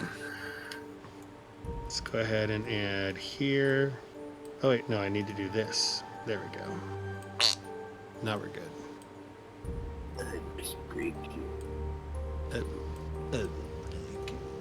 Dolph Lundgren. Yeah, He's such a that's what I was boss. saying. Yeah. I must bring you. That must break you. This will be hard. You guys got this. I believe in you. Without our cleric. Is that your... Oh, that's right. You know what? Never mind. You're not He was a gonna full party. he was gonna throw fewer. 20 of them at us. Yeah. No, I was gonna throw 20 of them. They're That'd all be mean. dire wolves. No. Okay. And a couple of undead ones. Yeah. Everybody rolled initiative. That's fantastic. I'll go ahead and roll initiative 2. Boom shakalaka. Boom shakalaka. And then boom shakalaka. Oh wow. And boom goes the dynamite. At least there's only 3. Unless he's doing them in groups. Then boom shakalaka. Boom shakalaka. Okay. We can see the shadow of the dice rolling, but we can't see the dice. Okay. Maj, you are woken up. It is your action. You do not know where all of it's coming from. You're still asleep, but you are like you just come up with a start. What you gonna do? I think the first thing Maj will do is scamper up to this roof right next to him. Scamper. Okay. So you're gonna try and scamper on top of the roof. That's gonna be an athletics check. Well, I mean, I would take the stairs, but yeah. Oh, that's I hate how that is on automatically. Go ahead and you should be able to freely move now. So yeah, you run to the stairs and you're able to look out. You see Now, Maj does have dark vision. Oh, perfect. Then I'm not even gonna worry about you guys not seeing these things. This is the situation in front of you. You have 3 wolves. They all have somebody by like the nape of like their bedclothes that they're kind of like pulling along. Oh, jeez. They are backing out of the village. What's worse is that you see one Maj that is already off in the distance. It looks like a much bigger wolf that is already carrying this thing away, carrying one of them away. These are all people from this village. That is a great question, Rogue. It's hard to All tell in the dark. Especially with your feeble human eyes. Feeble, very feeble. Let me see if I can't remember. We've got 75 feet between me and all these wolves, 80 there. And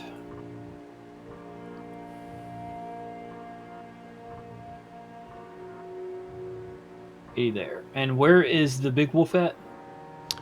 Off the map. Off the map. They're already gone. Wow. 80, 75, It's one less mouth to feed. 70. All right, let me check. Our food one rations are going to thing. last a little bit longer. So messed up. Anyway, Amazing. it was kind of Okay. All right. Unfortunately, my best spell cannot reach them. So I'm going to say you use 2 actions to get up the That's stairs, true. because you would have had to have opened Get a up from door, prone. climbed up the stair, get it. Oh, maybe all 3 actions actually.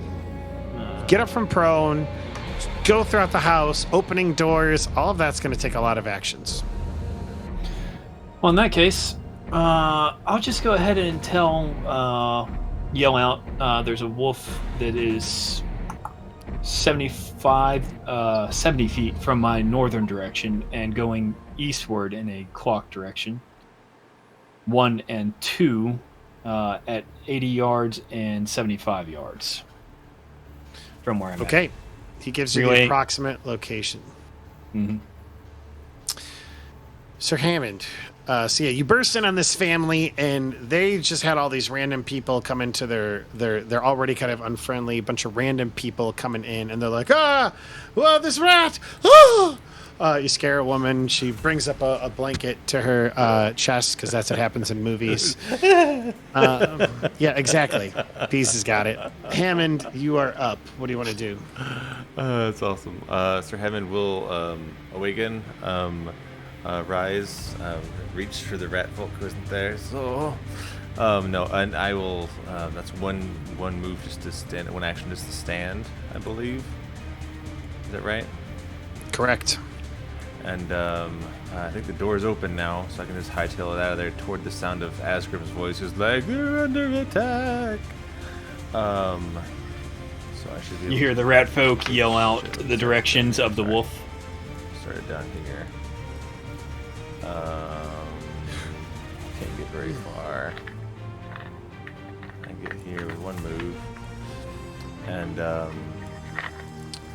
I will run even closer. I say, where? And he'll just kind of point me in that direction, I guess, which I'll just have to run through the gate. 5, 10, 15, 20, 25. That's as far as I can go. That's my turn. Okay. Cool. So All right. I'm listening for any kind of screams or activity. I'm sure I hear them to the nose. I yelled out where the wolf's location was. I was still in bed. Yeah. You get out to this area. Light is an issue for you because you're a human. It sure will be. So you roll me a perception check to see if you The can sound hear. of the screams are going to be my dead giveaway, I believe. Is there like no moonlight at all, or? You know what? That's a great question, Rogue. Let's roll for it. I'm gonna say, let's say 1 through 7, clear night. 8 through 15, occluded, and then anything higher than that, it's just garbage. It is a perfectly clear night, not a cloud in the sky. As Because a he got result, a nat 1. So I can see. because I got a nat 1. Hunter's moon. Nice. It is. So you can see silhouettes of things very easily, if not like, yeah. So Hammond, yeah, you would be able to actually see the wolf up here with this girl Way up there. pulling him off in that particular direction. Yeah. That was one. However, they're struggling to keep them. They're moving fast. Hey, they're hey Carrying hey now. adult humans. You know what? They're strong wolves, though. Thank you. Well, they're gone. It's too late. Everyone go back to bed. Yeah. Fuck it. They're gone. You just killed everybody, Bees. I hope you feel happy. Hope you're happy. Including our characters. The wolves come up behind us. Yeah. And They had some shitty orc with them.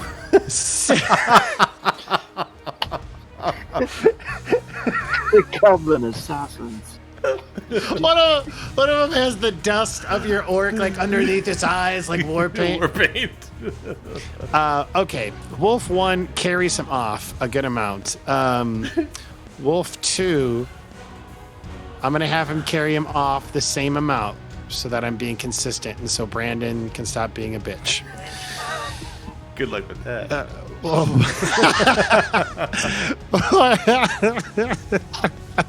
I feel so bad. I'm like, Rogue, you should come play with us. We role play heavily, and we definitely don't lampshade everything that we do. They carry them off in 3 separate directions. Azgrymn, you're up. You are armed. You are ready. Hopefully, I can. Yeah. So, I mean, when he shouted out, he definitely like kind of heard and probably saw the attacks going on when he shouted out. So, I don't know if he has his bow out yet, or if I should have to take it out. No, he's already has it out. I'm Okay, saying because he was on watch, he probably would have had. No, I'm looking at Sorry. something else. Sorry. I know. I No, just saw Bees like talking. it looked like you very much like brought up the cover on purpose to be like, look how good of a player I am. Reading in between my turn. Azgrymn, your bow is already out. Awesome. Just looking up the distance they can run.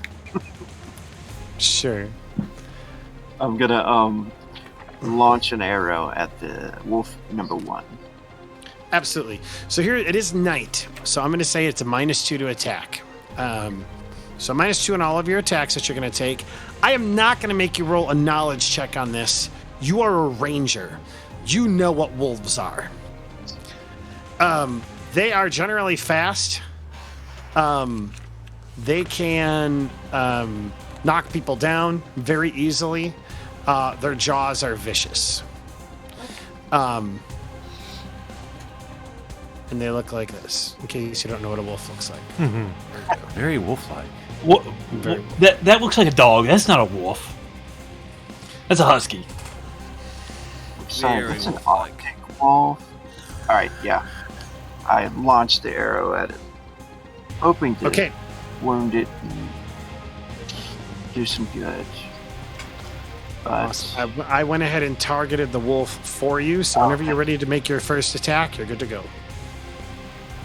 actions. There it is. Alright. Longbow.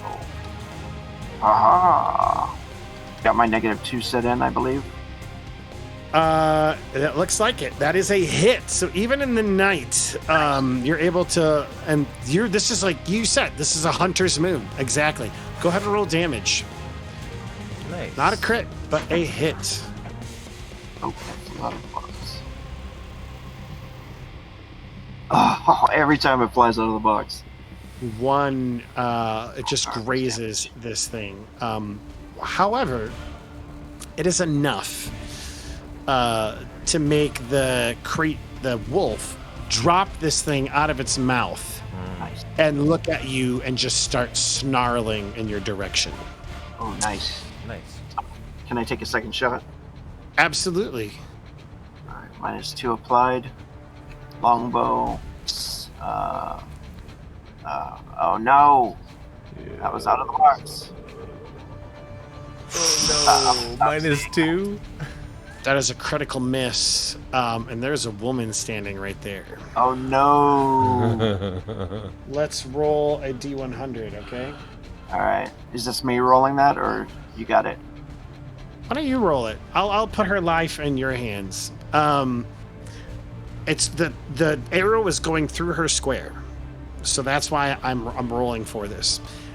50 or lower is a possible hit on her. Yeah, 49. That's right there.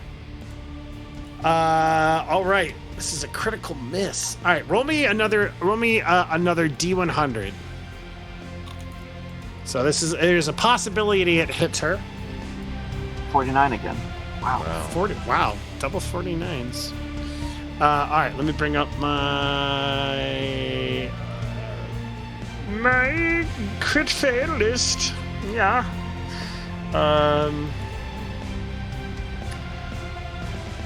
Okay. Roll me your attack again. The attack die. Roll your attack. You're with the same 2. attack die you just rolled. Yeah, with a -2. And we'll find out what happens. Okay. It looked like it was about to hit this woman, and if you were successful with a 10 or higher, I was going to have it hit her. Oh. But it essentially misses her, and she like gasps very loud as she kind of falls to the ground prone, just covering up whatever she can. Luckily, it seems like the wolf has you. You have its attention. You have one action left. Could I use my last action to attempt this skill I have? Sure. What is it? Monster Hunter. Sure. Is there any way to show this to everybody? You know what? Yes. So if you drag on... Okay, so if you go to your character sheet, and then you go to your class ability that you'd like to share, Monster Hunter, grab the little red square with the white dragon, drag and drop it into there, and then everybody should be able to see it. You simply assess your prey and apply what you know. As part of the action used to hunt your prey, you can attempt a check to recall knowledge about your prey. When you critically succeed at identifying your hunted prey with recall knowledge, you note weaknesses in the creature's defenses. You and allies you tell gain a +1 circumstance bonus. So roll me a knowledge nature.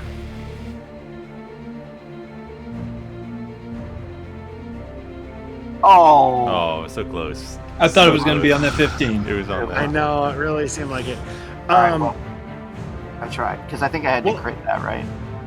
No, I don't think so.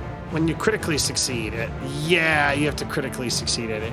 And that is always a 10. It's 10 plus the CR of the creature. So you succeed about it, but probably not enough to crit it. Yeah. Okay. Okay. Azgrymn. Awesome. Maj, you are up. All right. You're standing on top of this house. You can see everything. It's a clear night. You have dark vision. What you gonna do? Maj is going to... Let me see what I've got. These are definitely wolves. They have a vicious bite. Very wolf-like. Awesome. No extra bonus. Yeah, no extra bonus, unfortunately. Aim for the fur. I'm going to pull out my crossbow. Its weak spot is its fur. They're vulnerable to weapons. Go ahead, Jester. You pull. So first action, pull out your crossbow. Yep. And I will go ahead and target wolf number 2 to my direct north, which is within 120 feet.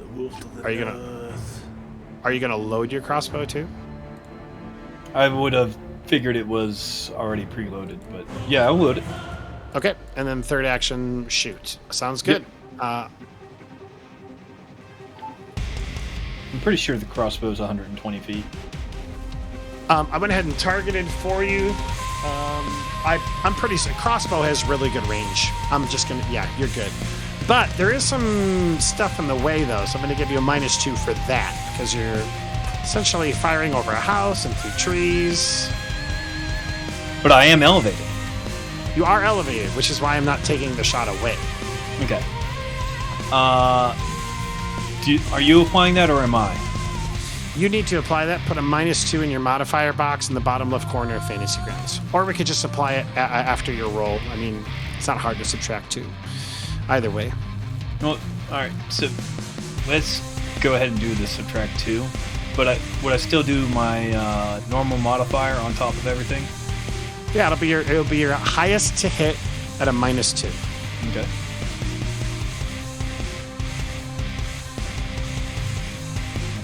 Just giving me trouble.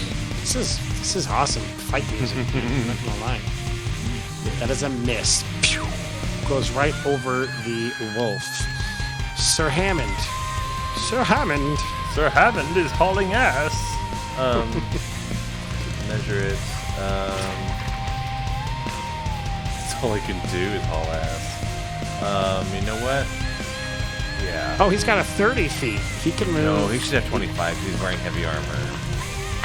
So, but he does have. He has a +5 because of the feet, -5 because of his armor, so it evens out to 29.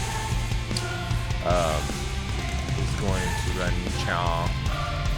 And shit, yeah, you can't even like draw a javelin as an action. So as part of your moving, okay. I'll allow it. Okay, The only cool. reason I didn't allow it the other day is because you're getting up from prone. Fair. That doesn't make sense as you're. But as you're as I'm running, yeah. as I'm running, I will draw a javelin and target this guy. That's what'll happen. And chuck a Go for javelin it. at it. See what happens. Chuck a javelin. Hey, that's a hit. I say duck. Hutos. This woman's already been dropped, right? It has already been dropped. Yeah. So this is. Okay, it goes soaring over her. And embeds right into this wolf, and it just goes. Nice.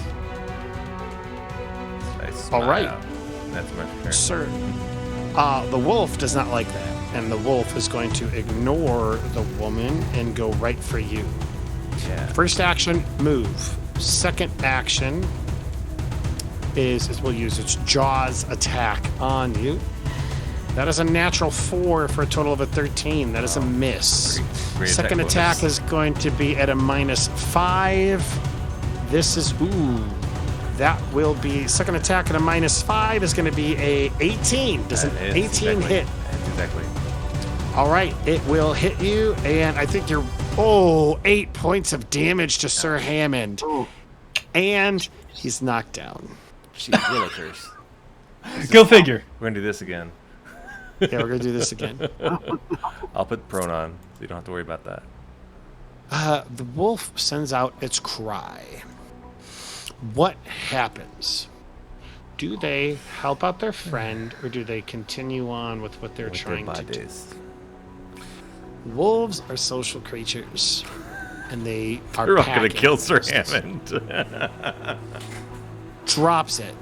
1, 2, 3, 4, 5, 6, 7. Action 2, move. 1, 2, 3, 4, 5, 6.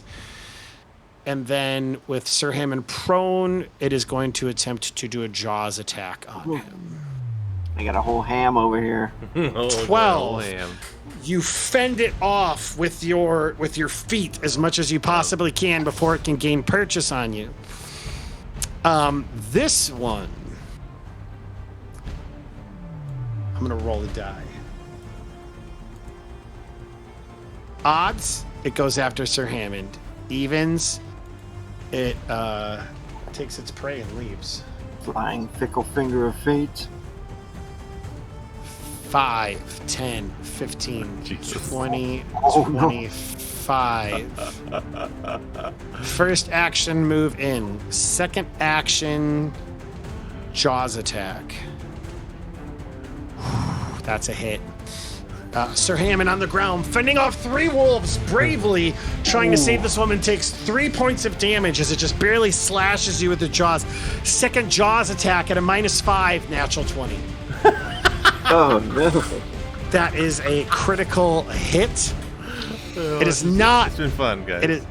It is not a named. It is not a named character though, so it is going to just do double damage. Yeah. Double damage. 8 points of damage to Still Sir alive. Hammond. I rolled 2. I How rolled does armor 2 work? I twos. have 2 hit points left. Does Does armor soak, or what does it do? No. Does not, so it just raises gives you your the AC buff. Just Harder raises hit. your AC. Okay. Man, I'm at 2 hit points and I'm surrounded by surprised. wolves. Honestly, I'm surprised you didn't take the opportunity earlier to get a shield. I totally thght you would I have have taken a a shield. I have a shield. You never use it. Yeah. Well, I can. Again, we'll see. Okay. We'll see. We'll see. 2 points left, Sir Hammond. 2 Oh points. no. Oh no. Oh no. Oh yes. Pack attack. The wolf strike deals 1d4 extra damage to creatures within reach of at least 2 of the wolves. Can I raise my shield now? Is it out? No, it wasn't out. I hadn't equipped it while I was running. I guess I could have grabbed the shield while I was throwing the javelin at the same time. That's possible. You're gonna give it to me. I tell you what. I will leave it up to the die to see if Sir Hammond knows. If he's a trained combat warrior, I think it's a fair assessment when he's running into battle that and he had 2 move actions. Part of one move action, he could have drawn the javelin. As part of the other, he would have drawn the shield. Here's what I'm going to say, though. I'm going to say that it will only negate 8 points of damage, but you'll still be knocked down. Do you want odds or do you want evens? I'm an odd person, so let's go with odds. Odds are I pulled it out. 18. You did not pull out your shield. At least I'm learning how to create characters in Pathfinder 2. 2 points of left for Sir Hammond.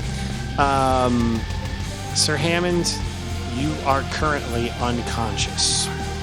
Oh. Because of the pack attack, you got dealt an additional 2 points of damage, bringing you down to 21. You are currently at dying 1. Oh. All right. Sir Hammond is at dying 1. Wolf 3. Azgrymn, you see the brave paladin move into battle only to immediately get his ass kicked and fall down to the ground as 3 wolves are on top of your unconscious friend. This can only end poorly. What do you do? Oh. Alright, well, I have a feeling that I'm next. I'm gonna... Is there any way to get elevated around here? Like in that tree? Like jump up onto the tree limb or something? Yeah, that or you could climb up onto a building, either way. Azgrymn thinks to himself, though, well, that's one less mouth to feed.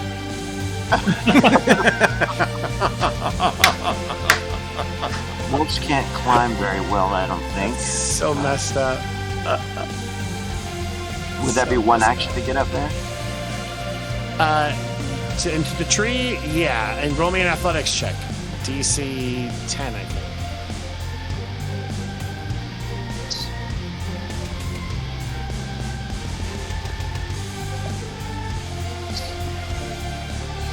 It depends on how. I think it's DC 15, actually. Either way, you're good. You make it up into the tree. Nice. And then when he lands up there, he's gonna fire an arrow. All right, second action. Are you going to continue to target the one that you were targeting? Yeah, I think I will. Since that one's wounded. Okay. Go ahead and roll me the to hit. Am I still suffering a negative? Are you still suffering a negative? No. What's that? No. I will take that away now because Right, so it's closer or this is something, yeah. You're closer. It's a clear night. You're up. Your targets are not obscured. I think that's all very fair. That is a hit. Go ahead and roll me damage. Just as a reminder, you have your hunt prey, which will give you a. What is that? Okay. Never mind. I thought it gave you a bonus to attack, but that's if you have a different thing. All right, that is a hit for 3 points of damage on that wolf. 2 arrows are embedded in it. Azgrymn, You have 1 action left. What do you want to do? I will fire again.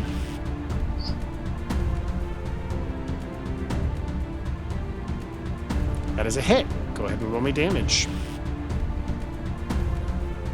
6 points of damage as you beat that wolf up good. It is bleeding profusely. Does not look like it's in good shape. Azgrymn, that's your turn. Maj, you are up. What are you going to do? So, you remember how Maj had that little funnel that he used? I do. All of a sudden, you see him pull that out. Wolves are attacking! Quickly! Wolves are attacking! They're trying to take your people!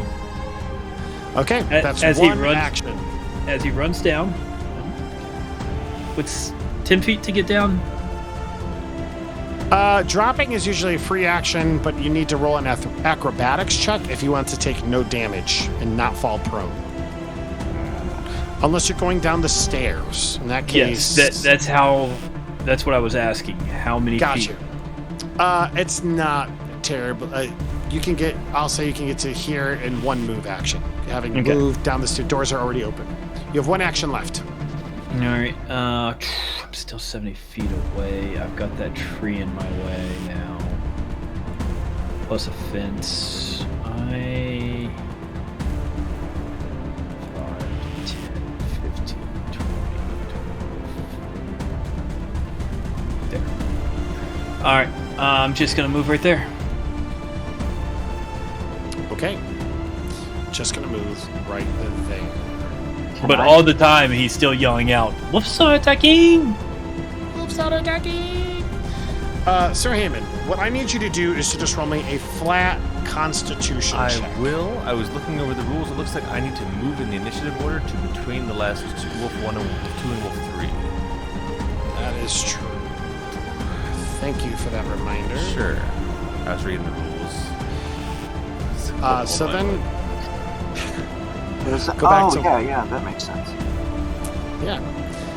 Go back to Wolf 1. Okay, so before Wolf 1 can act, you all hear a deeper...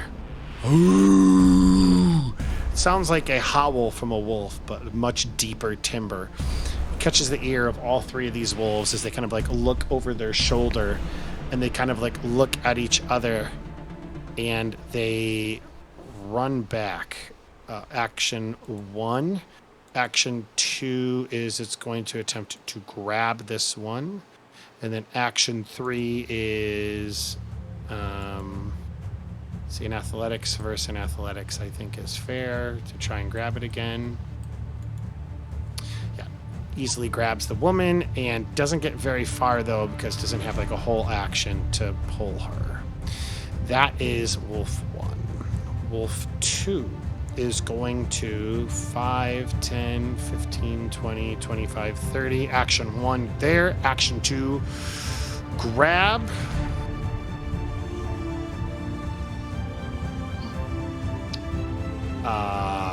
That is going to be successful, I think. Yeah, it's going to be successful. They're not super trained, and they will also get about 10 feet, not terribly far. Action, this one is just going to be able to get over there and grab. That's pretty much going to be its whole turn. Won't get to move. Let's go ahead and do this. Does Sir Hammond wake up before that one gets to act, or is that... No, Sir Hammond, that's Wolf 2 roll... still. Oh. Yeah, that's... Oh, you know what? I forgot. You know what, though? That's a good catch, Rogue, because I forgot to have him roll. Sir Hammond, roll me that con save. It's a DC 11. DC 11. Fail. You are dying 2. Hero point? Dying 2. Oh, You do the hero point? There's a hero point. Yeah, you know what? If not now, then when? This is... Right? So are you re-rolling it, or are you? Is it like an auto? I don't re-roll pass? it. I think is what we're doing with the hero points, right? Well, as far as I understand, the hero points do a lot of things, and I think No. one of the things it can actually do is stabilize you. I'm not positive about that, No. but I think you are correct. I remember that from somewhere. That's one of the functions. Or all your hero points to avoid dying. 467. Hero points. Spend all your hero points to avoid death. You can do this when your dying condition would increase. You lose the dying condition entirely and stabilize with 0 hit points. You don't gain the wounded condition or increase its value from losing the dying condition in this way, but if you already had that condition, you don't lose it or decrease its value. Okay, so I can use my hero point to become stable. Stabilized. Immediately stabilize, remove the dying condition. Right, and no longer... But I thought when you stabilize, you do gain the wounded one condition. That's what I'd read, but... The hero point, the use of the that? hero point negates that. Wow. Okay, cool, I'll take it. So All I'm right. stabilized, but still at 0 hit points and effectively still unconscious. Yes, effectively still unconscious, Yeah. but you're not dead. At 0 hit points. Fun. Okay. Fun. It is Wolf 3. They already took their action. Azgrymn, you are up. All right, I try to at least save one of these people. That woman, the one that I had wounded before, I guess, Wolf 1. Mm-hmm. Man, I've shot him a couple times, haven't I? You have. I got him once. You are back at a -2 because you're shooting through a tree. Yeah. He takes aim. Do it. Do it. Do it. Do it. Do it now. Kill her. Do it now. Kill him. Kill him. Who told you could eat my cookies? Put the cookie down. Did you guys see this going to be Put the cookie down. a Predator sequel or prequel? Yeah. I have not. I want to, though. gonna That be is on a Hulu. miss. Ooh. Native That is a American. miss. Phew, goes over the wolf's head. You have 2 actions left. What do you want to do? One more attempt. Is there any like aim action where you can upgrade your bonus? You know what? There is not. But I like that from I like that. I like the adding of that. And I think if you want to use one of your actions to aim, it can give your next attack a +2. I Okay, think cool. that's fun. Sweet. Yeah, I'll take away that adjustment, and I'll just do one more shot. And we stole that from the Demon Gate TTRPG, which is in stores now. www.arcaneofsyndicate.com. Die! There you go. Ah! +2, that is a... Oh, I can't Yeah, say that is unfortunately a miss. Fuck Goes that right game, over Demon its Gate. Get rid of head. that shit. do we get our hero points like recycle after next Ye- session? You get You one get- for every session. You get 1 for every session, and if you do something incredibly clever or amazing, I will award more. This went under scene, and I just need to point it out. Jester grabbed his copy of Demon Date and Oh. showed it for the masses, For that Awesome. amazing role you did. for the millions of people watching us right now. Because I'm gonna reroll for that.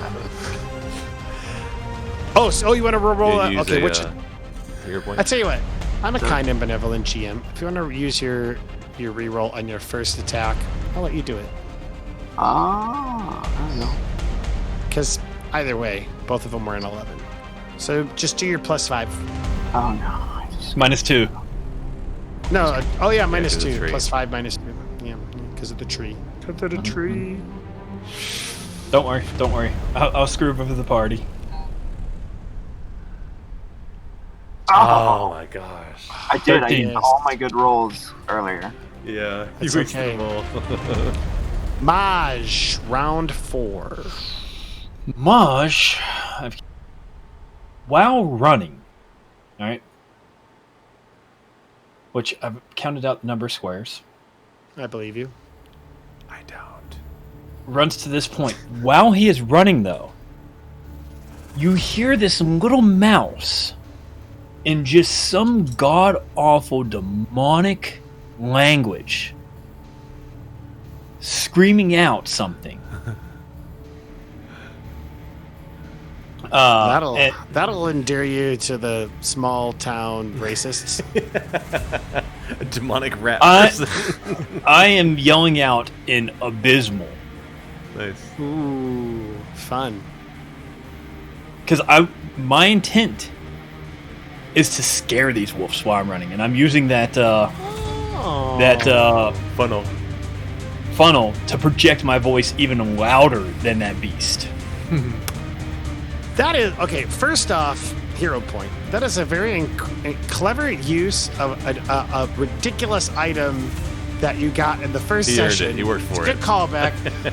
It's a very nobody ever uses languages, and that is also a very interesting use of languages. I got to give you a hero point for that. Very clever. Yeah.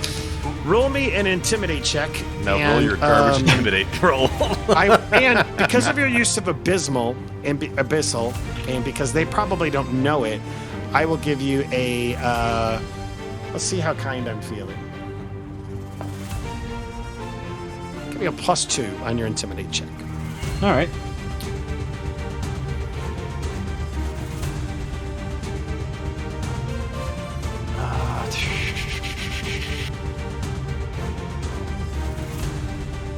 Wow, attaboy. That's not factoring in the +2 either. So that's a 20. No. 20. Yeah.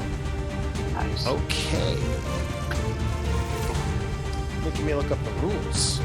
So it used to be a will Look check up against doubles. those checks, but Yeah, it's like a new formula. I Yeah. always forget it. Intimidate is one of those things I always forget the freaking thing.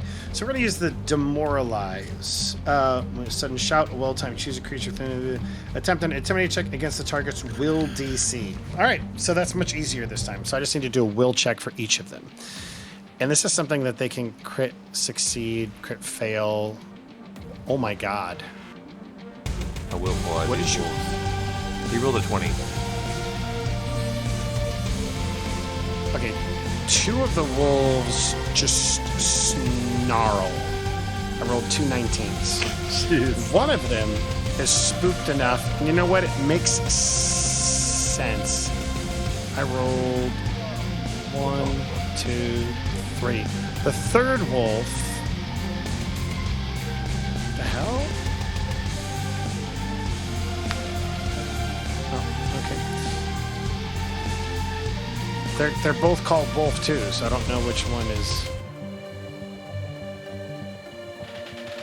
Wolf 3 is so freaked out.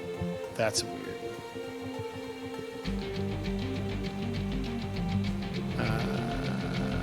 Let's do that.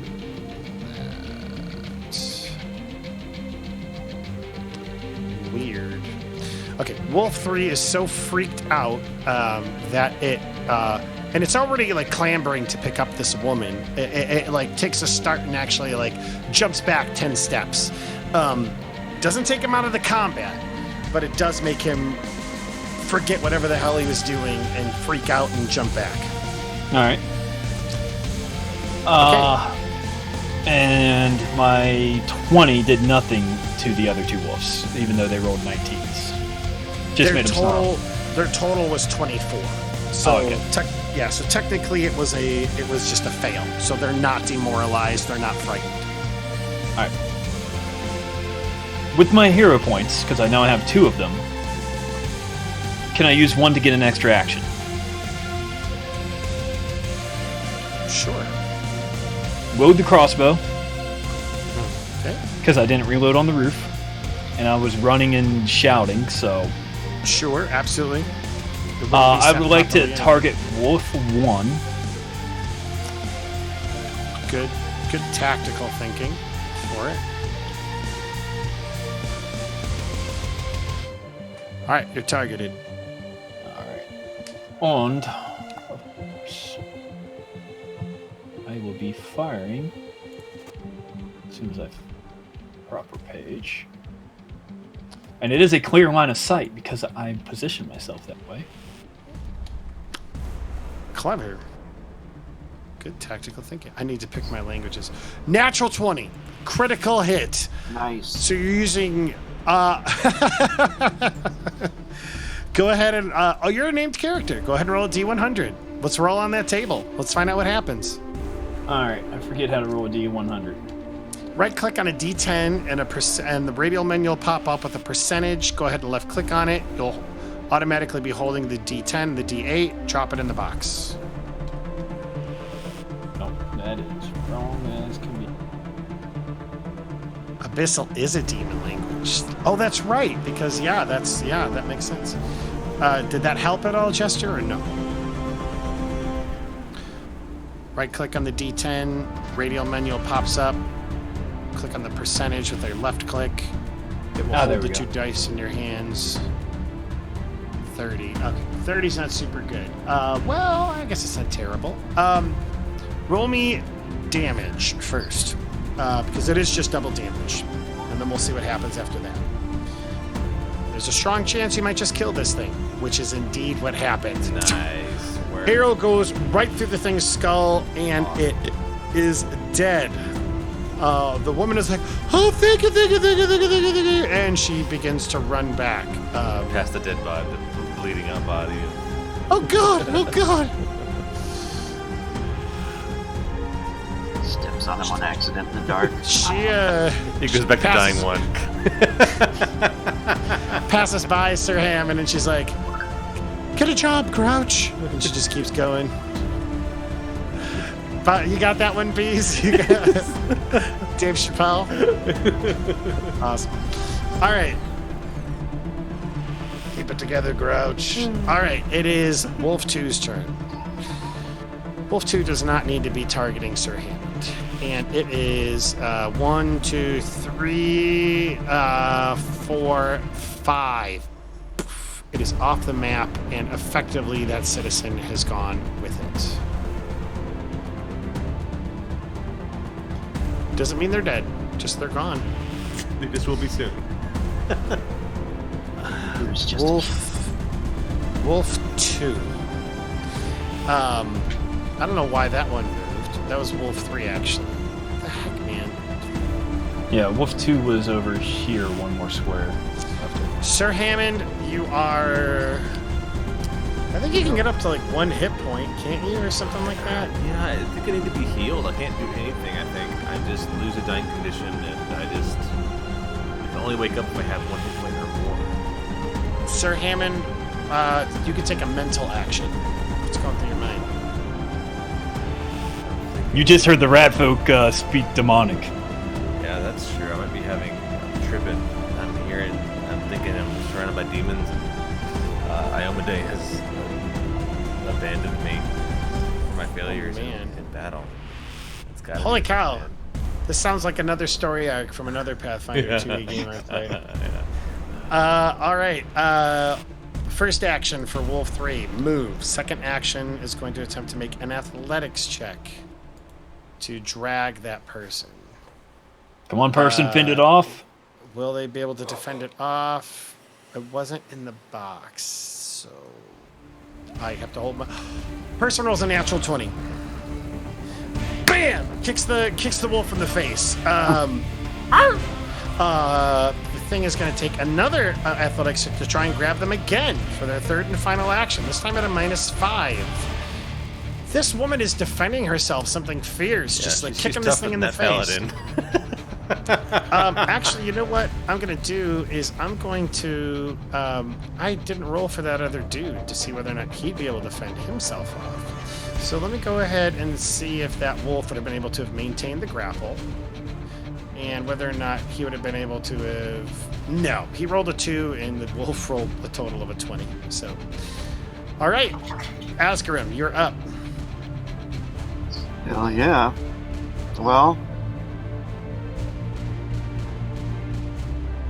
can I still hit one of them? Yeah, it's going to be a very difficult shot from your current... Well, you're up. You're up in the tree, so no. I'm going to say -2 again. There's only that Wolf 3 left. Correct. Only Wolf 3 is left. One has been killed, one has made off with a random citizen.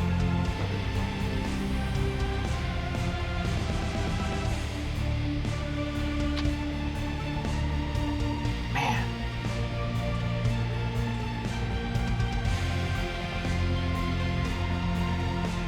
Alright, he's gonna fire. Okay. Would you like to take the aim action? Oh, we didn't need it. You know what? You didn't say, so I'm not going to let you know. Yeah. Be sure and target the one before you roll your damage. That absolutely hits. Control. Yeah, control click. Control left click. Yep, you got it. Go ahead and roll damage on that wolf.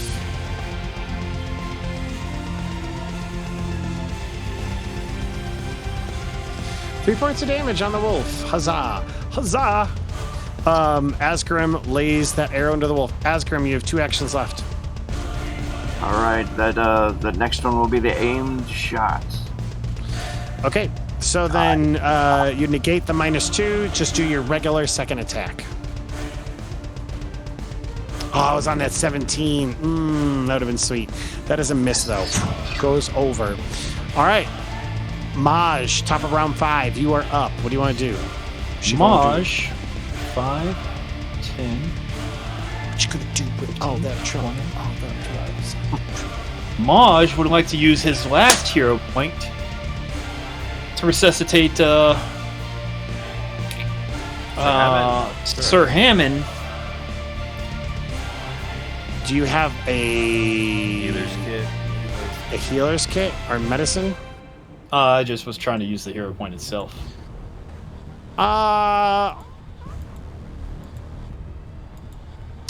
You know what? I'll allow it because you are a wizard. And tell me how you are going to use a spell to resuscitate this, or some action.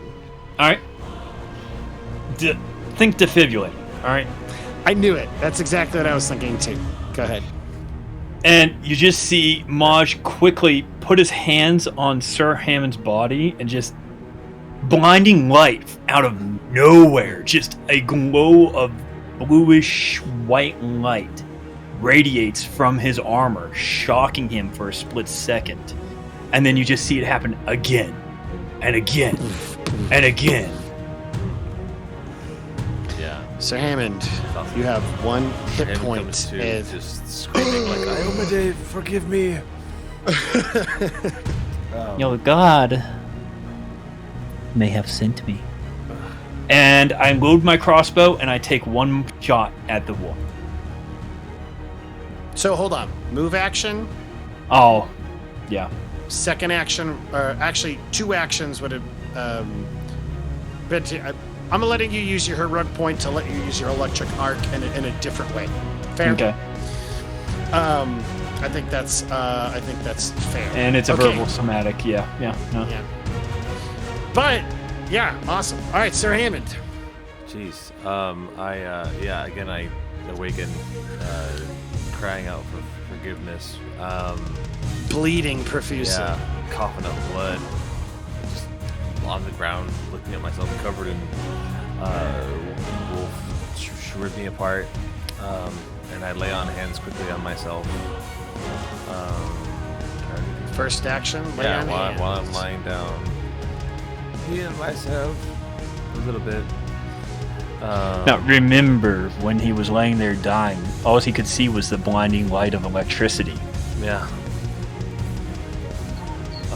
Oh, you got the.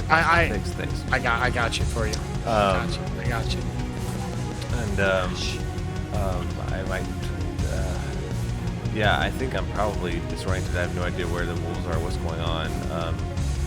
And I'll thank Maj and Iomade and stand up. I think that's probably all I'm gonna do. Just look around. First action, lay on hands. Yeah. Second action, stand up. I You have guess 1 action perception left. check. Maybe the last. Just know what's going on because I'm like out of it. I tell you what, roll me a perception check, and we'll decide what your third action is Fair. based on that. You see the wolf. It is trying to accost this, or trying to get after this girl. You don't see the other man. It's clear he's disappeared, and you see the dead wolf not too far. So you know at least one of them has been killed. One of them isn't present, and then one of them is trying to drag this girl away. You know what I'm gonna do? I'm gonna pull up my shield. All right, third That's my action. final action. Just pull it up, have it ready. Your brush with death seems to have scared you a little. A little. He's still got blood Awesome. coming out of his mouth. A little. I don't want to be this guy, but just remember your sword is also on the ground. Yep. Wolf 3. It's going to keep trying to abscond with this girl, so let's do it. Ooh, finally rolls something decent. Can she roll better? She cannot. He grabs her. First action. Second action begins pulling her away. 5, 10, 15. Second action will be to get there. They will disappear off this map next round. Unless something happens. Azgrymn, you're up. All right. I'm at -2. At least. What do you think, Chris? What's his modifier to fire from where he is? I mean, Yeah, that looks pretty hard, actually. that's probably a -4. Because you're firing through That two sucks, trees at that dude. point. Right, This one yeah. and this one. I think I'm gonna move. Go for it. Dropping down out of the tree is a free. Yeah, dropping is free. Roll me an athletics check, though, to see if you fall prone. Okay. I'm sorry, acrobatics. Acrobatics, not athletics.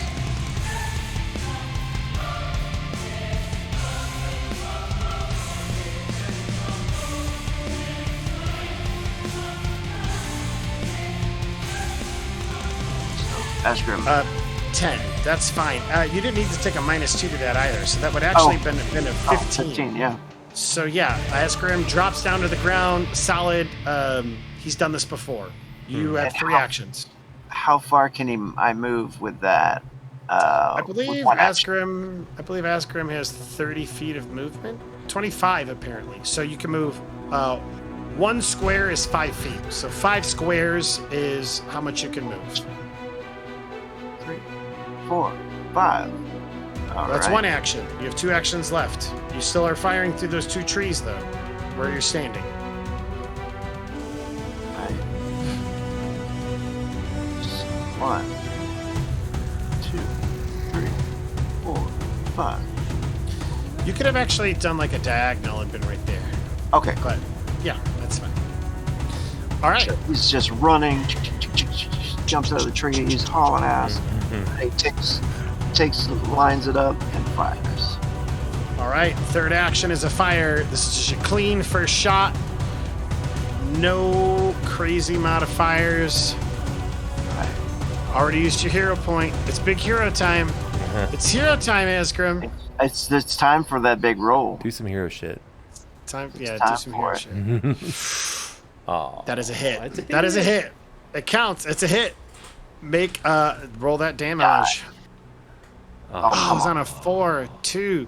Man, those damage dice are killing you And I've tonight. been rolling like garbage damage. 2 points of damage. Good news. Wolf drops the girl. lady. Bad news. It looks at you as it growls. Oh, jeez. Maj. Maj, I'll move.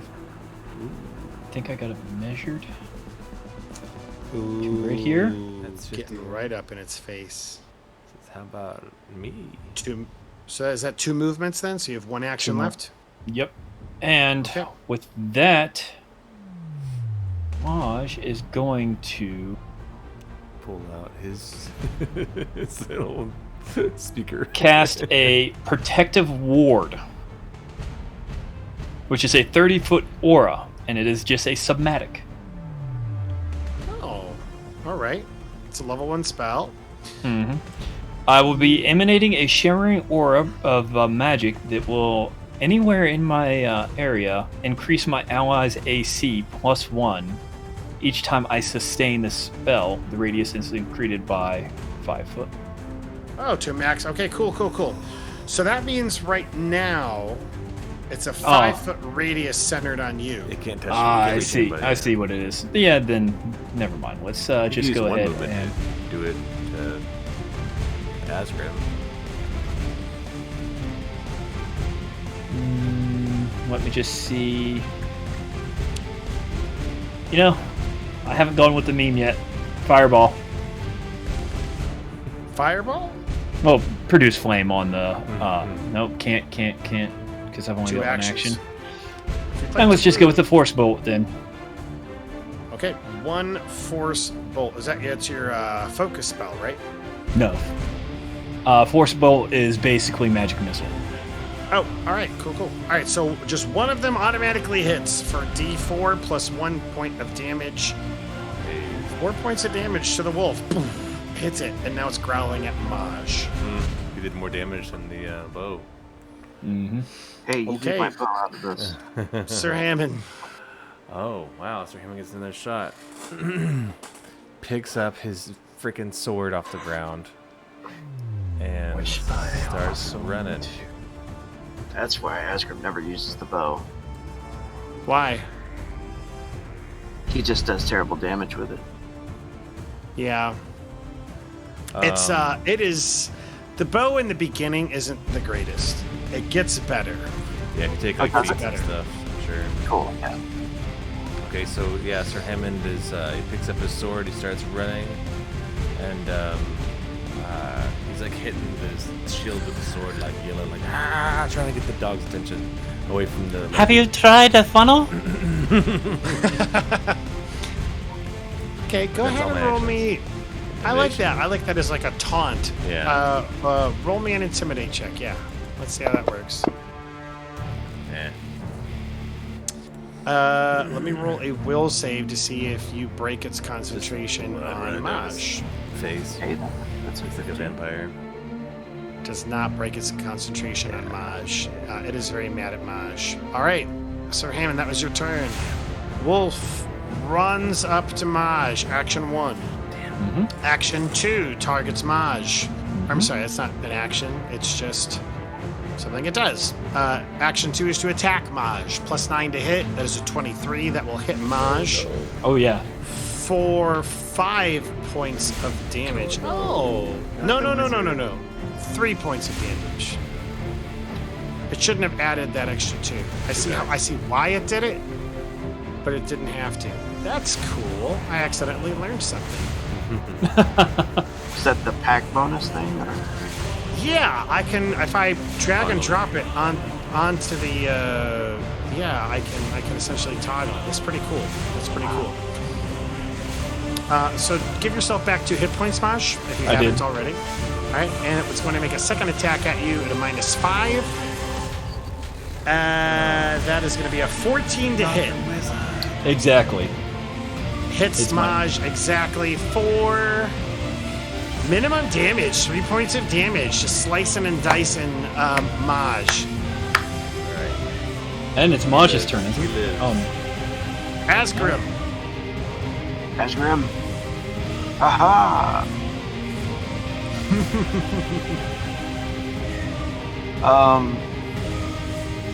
Gonna move Give it to a three. here Oh. and fire. Boom. All right. You know what? Azgrymn He moves to there, and since they're like tussling and fighting, he's gonna spend that one action to aim. If that's cool, to get a +2 on this hit. You know what? I'll allow it. I think that's good. You know, Maj, I forgot to say, you are now prone as well. That's fine. I got a plan for that. Awesome. All right, Azgrymn gets that +2 to... Oh, natural God. 2. Oh, that's rough. Crit fail. 11. All right. Anything else? That's it. That's all I can do, I think. Because I moved and then I aimed and then shot. All right. Maj, you are up. Prone All right. currently. Maj doesn't have to get up to fight. Maj has magic. First off, he's going to cast a verbal shield, which will Alright. increase my AC by 1. So let's just control target myself. What is it? There we go. Did I target myself? Yes, you did. And you're targeting Wolf 3. So let's also... Okay, go ahead. You're just targeting yourself right now. Alright, so I'm just going to put that on there. Okay, awesome. Now I'm going to untarget you, and now you're targeting the wolf.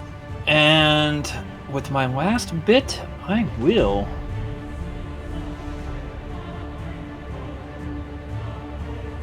cast Produce Flame on him with persistence.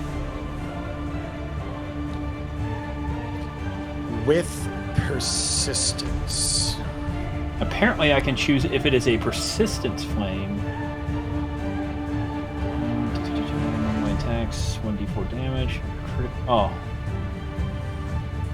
No, that's if I get a critical. Never mind. Okay, no, you're good. All right, so 1d4 plus 4, that's good. All right, 6 points of damage on the sucker. All right, sucker. Wolf, the pelt begins to light on fire. You smell the singed hair. Sir Hammond, As you it are lights up. up the night air, and so I'm just gonna run up right next to it. I can see that so clearly, like Yeah. crisp air, like hitting this little town, the moonlight coming down, silhouettes everywhere, and then this thing just like gets lit up, and now everybody's like lit up. You can see the thing like growling and all bloodied and shit. All right, go The for rat it. folk says something abysmal to it when he produces fire. Yeah, Sir Hammond is filled with a righteous anger right now. Just wants to do something good after failing thus far. As he lunges at this thing with his longsword. 21. That is a hit. Go ahead and roll me damage. Fuck it up. 7 points of damage. This thing is hanging by a thread. But you want to know what? Well, no.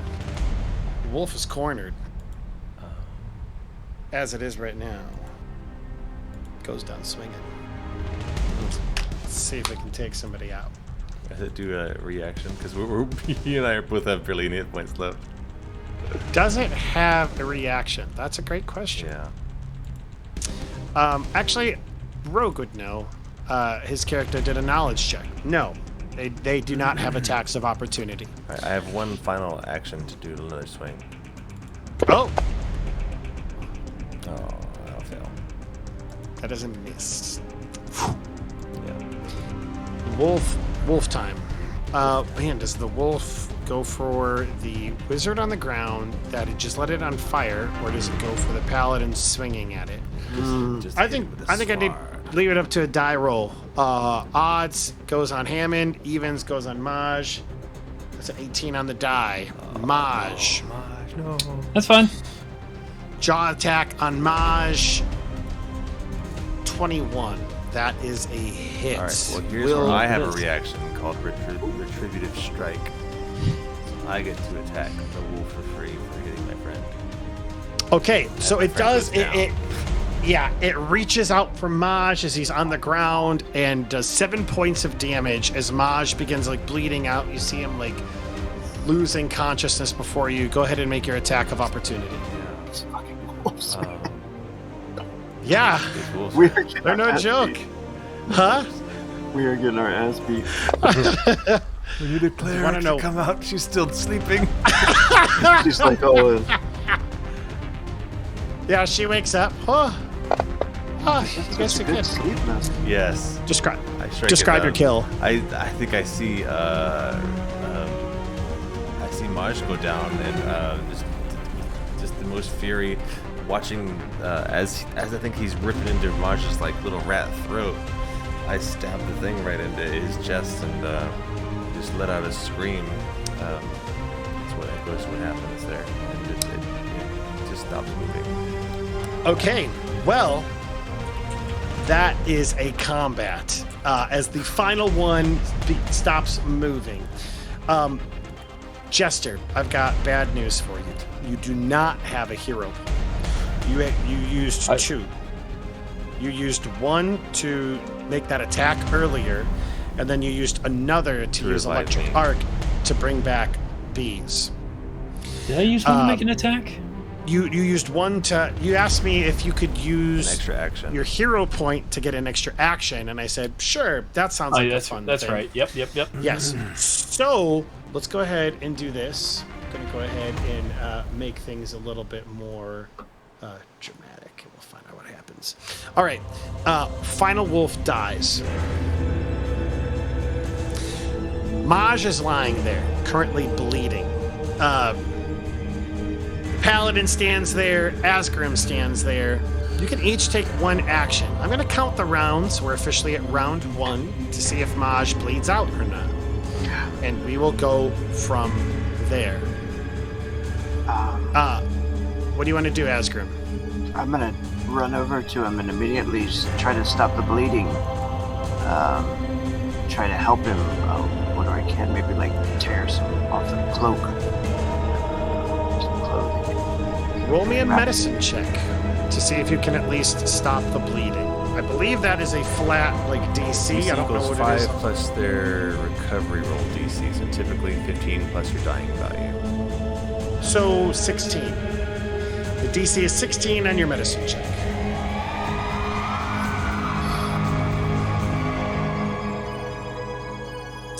You are able to staunch Maj's bleeding. You just get over there, rip off a piece of your cloak, and just like cover it, and you get the bleeding to stop.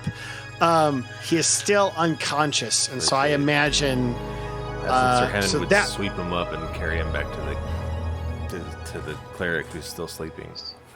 All right. Yeah. Okay. And that's, you know what? That's the good thing about a cleric being along, even if they're not present, is Yozu puts her hands on her. She was, she tells you that you get back and you see her looking very harried, and the people that jesters that Maj woke up earlier had taken out their axes and were fending off wolves from an attack from behind as well. Yeah. It wasn't just from the front. There were other wolves, and luckily they were able to fend off multiple wolves. You do know that 2 citizens have been dragged off. That is currently where we stand. Yozu is like, oh yes, let me heal. And she places her healing hands upon Maj. Maj, she has more than enough stuff. Burning 1 spell slot for her. 1 heal would be 8 plus a D8. She So might let me heal roll both for of us. her. Oh, never mind. She's just healing him. So she could do that you know explosive what? thing to heal both of us. You know what? She'll do that instead. And so I'll just go ahead and take that. And so you each will get 5 hit points I'll take it back. All right. Maj. And all while you're carrying Maj, you just hear him speak 6 different languages It's so creepy. in his sleep. He speaks them all at the same time. No, like he keeps bouncing between them all. It's so creepy, dude. Okay, let's do this. You are back at this moment. Yozu heals him up, tells you about the attacks from behind. You hear the cries of citizens in the distance, still being dragged off. Doesn't sound like it's being cut off, like they're being dead. The townspeople, they're like, they come to you, and they're just essentially like, they took one of our people. Please, anything that you can do. They took one of ours. But can you please retrieve them? I don't know if they'll make it till morning. Azgrymn will stand up. Says, yes, I will go look for them.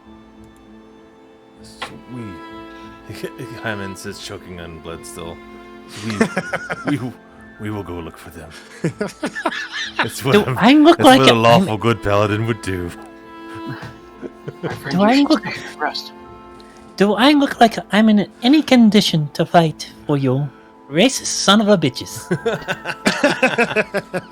No, you must I'll tell stay you here. what. Stay and heal. Rest. No. I'll tell you what. All the supplies we need, plus you have to find a way to get both me and my paladin friend here back to full health. It's funny that you mentioned that. Because after that fight, you feel a stronger connection to Yomadai. You feel a stronger connection to the earth. You feel some type of connection click in your brain for a spell that you've have a difficult time trying to understand, Maj, as it all comes together as all of you level up to level 2. Awesome. We really need that. I know you do. But like I said, every session, 1 XP. That's 3 XP. You guys leveled up. You are level 2. You made it. Let's take a moment to do the simple stuff, and we can do all the other stuff in just a bit. So leveling up is really easy in Fantasy Grounds. For those of you who are watching, or for Rogue, who's newer to Fantasy Grounds, I'll explain. Go ahead and open your character sheet. So it's on the main tab, step 1. Step 2, you're going to go to the drop-down menus on your right and go to the character drop-down menu and go to classes. Have that open. Actually, can we even do this? This might be easier. I think you just drag and drop the little symbol over onto it. Yes, right? you're gonna hold on to the little red square for the class that you want, drag and drop it onto your character sheet, and boom, you've leveled up. Oh wait, character, and then classes.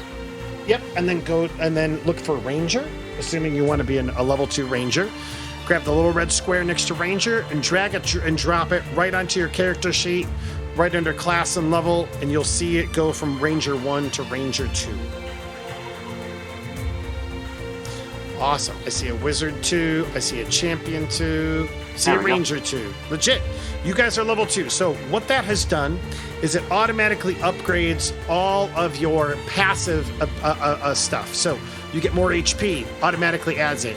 Upgrades all of your fortitude saves by 1. Upgrades your attack bonus by 1. Upgrades your initiative, your stealth, all of it by 1. Upgrades your AC by 1. Everything gets buffed passively by doing that. However, that doesn't mean while it does the bulk of the work for leveling you up, it doesn't do everything. This is the reason why I had you keep that classes window open, because now what you're going to want to do is click on your class and open it up. So Rogue, I'm going to help you specifically because Jester and Bees are a little bit more used to this, having me already run them through a 2E game. So tell me when you have the Ranger class window up. It's open. Awesome. All right, scroll down. And under table 314 for Ranger advancement, you'll see your level 2, and it says Ranger feat and skill feat. All right. So now what we're going to those are the only things you need to manually kind of work on, but even Fantasy Grounds will walk you through it. Do you remember that tracker window that we had on your main tab, that red button that says tracker, top right corner? Go ahead and click on that. So we know we need to add a class feat and a skill feat. So what you're going to do now, Rogue, after you've clicked on the tracker button and opened up that window, you can see those buttons in the middle, ANC period, GEN period, skill period, class period. Click on class, and you'll see that now you have access to all of the level 2 stuff for Azgrymn. Now, here's another fun thing about Fantasy Grounds, or Pathfinder 2E. You have access to all of the level 2 feats that are there, and some of them require a prerequisite. However, just because you have access to the level 2 feats doesn't mean you have to get a level 2 feat. If you like a level 1 feat better, like Hunted Shot, for example. Oh my god. You take 2 quick shots against the one you hunt, make 2 strikes against your prey with the required weapon. If both hit the same creature, combine their damages for the purpose of resistance and weaknesses. You can use it once per round. I just saw Hunter's Aim. It takes 2 actions, and it'll give you a +2 to hit. Oh, well then, okay. Yeah. But I it's guess 2 actions. It's 2 actions it costs.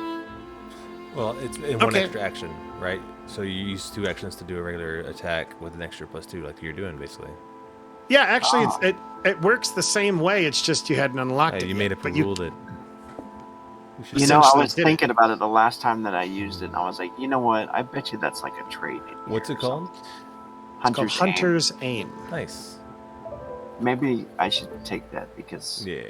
and you're using it. definitely going to use it instead of firing it at -5 or whatever. Absolutely. All right, I'm gonna take it because I've been using it too already. So Yeah. that seems real. Sure. Sounds good. So add to PC level 2 Hunter's Aim. There we go.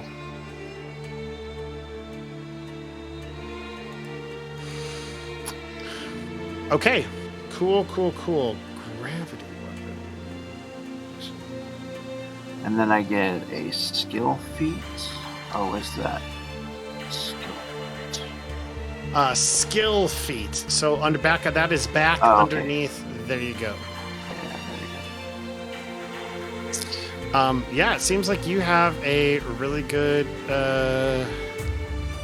grasp on it. By the way, my this is because you're hitting level 2.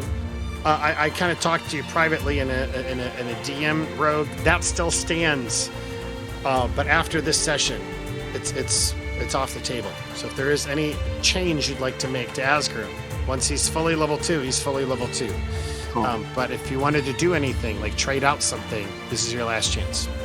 Just a heads up. I think 'Cause I'm if gonna. Are you talking about like switching an attribute around or anything like that? If you want to switch, so the rule for the Pathfinder Society is that before a character hits level 2, you can make any changes that you'd like to them. So if you want to change out, like if you want to switch around their attributes, if you'd like to check out like a different class feat, for instance, or if you'd like to take out a different skill feat, or if you'd like to alter some type of class feature, you can do that. So, so for instance, I know you're trying to go like a ranged weapon person, and there's a couple of specific ranged abilities there, like hunted shot and gravity weapon, which are pretty, which I wanted to point out to you. Gravity weapon specifically, I think it lets you roll 2 damage dice on a bow, as opposed to 1. That's cool. Yeah. And again, part of that's because you're not only are you getting thrown into fantasy grounds, you're also getting thrown into Pathfinder 2e and learning that on the go too. Yeah, I appreciate it.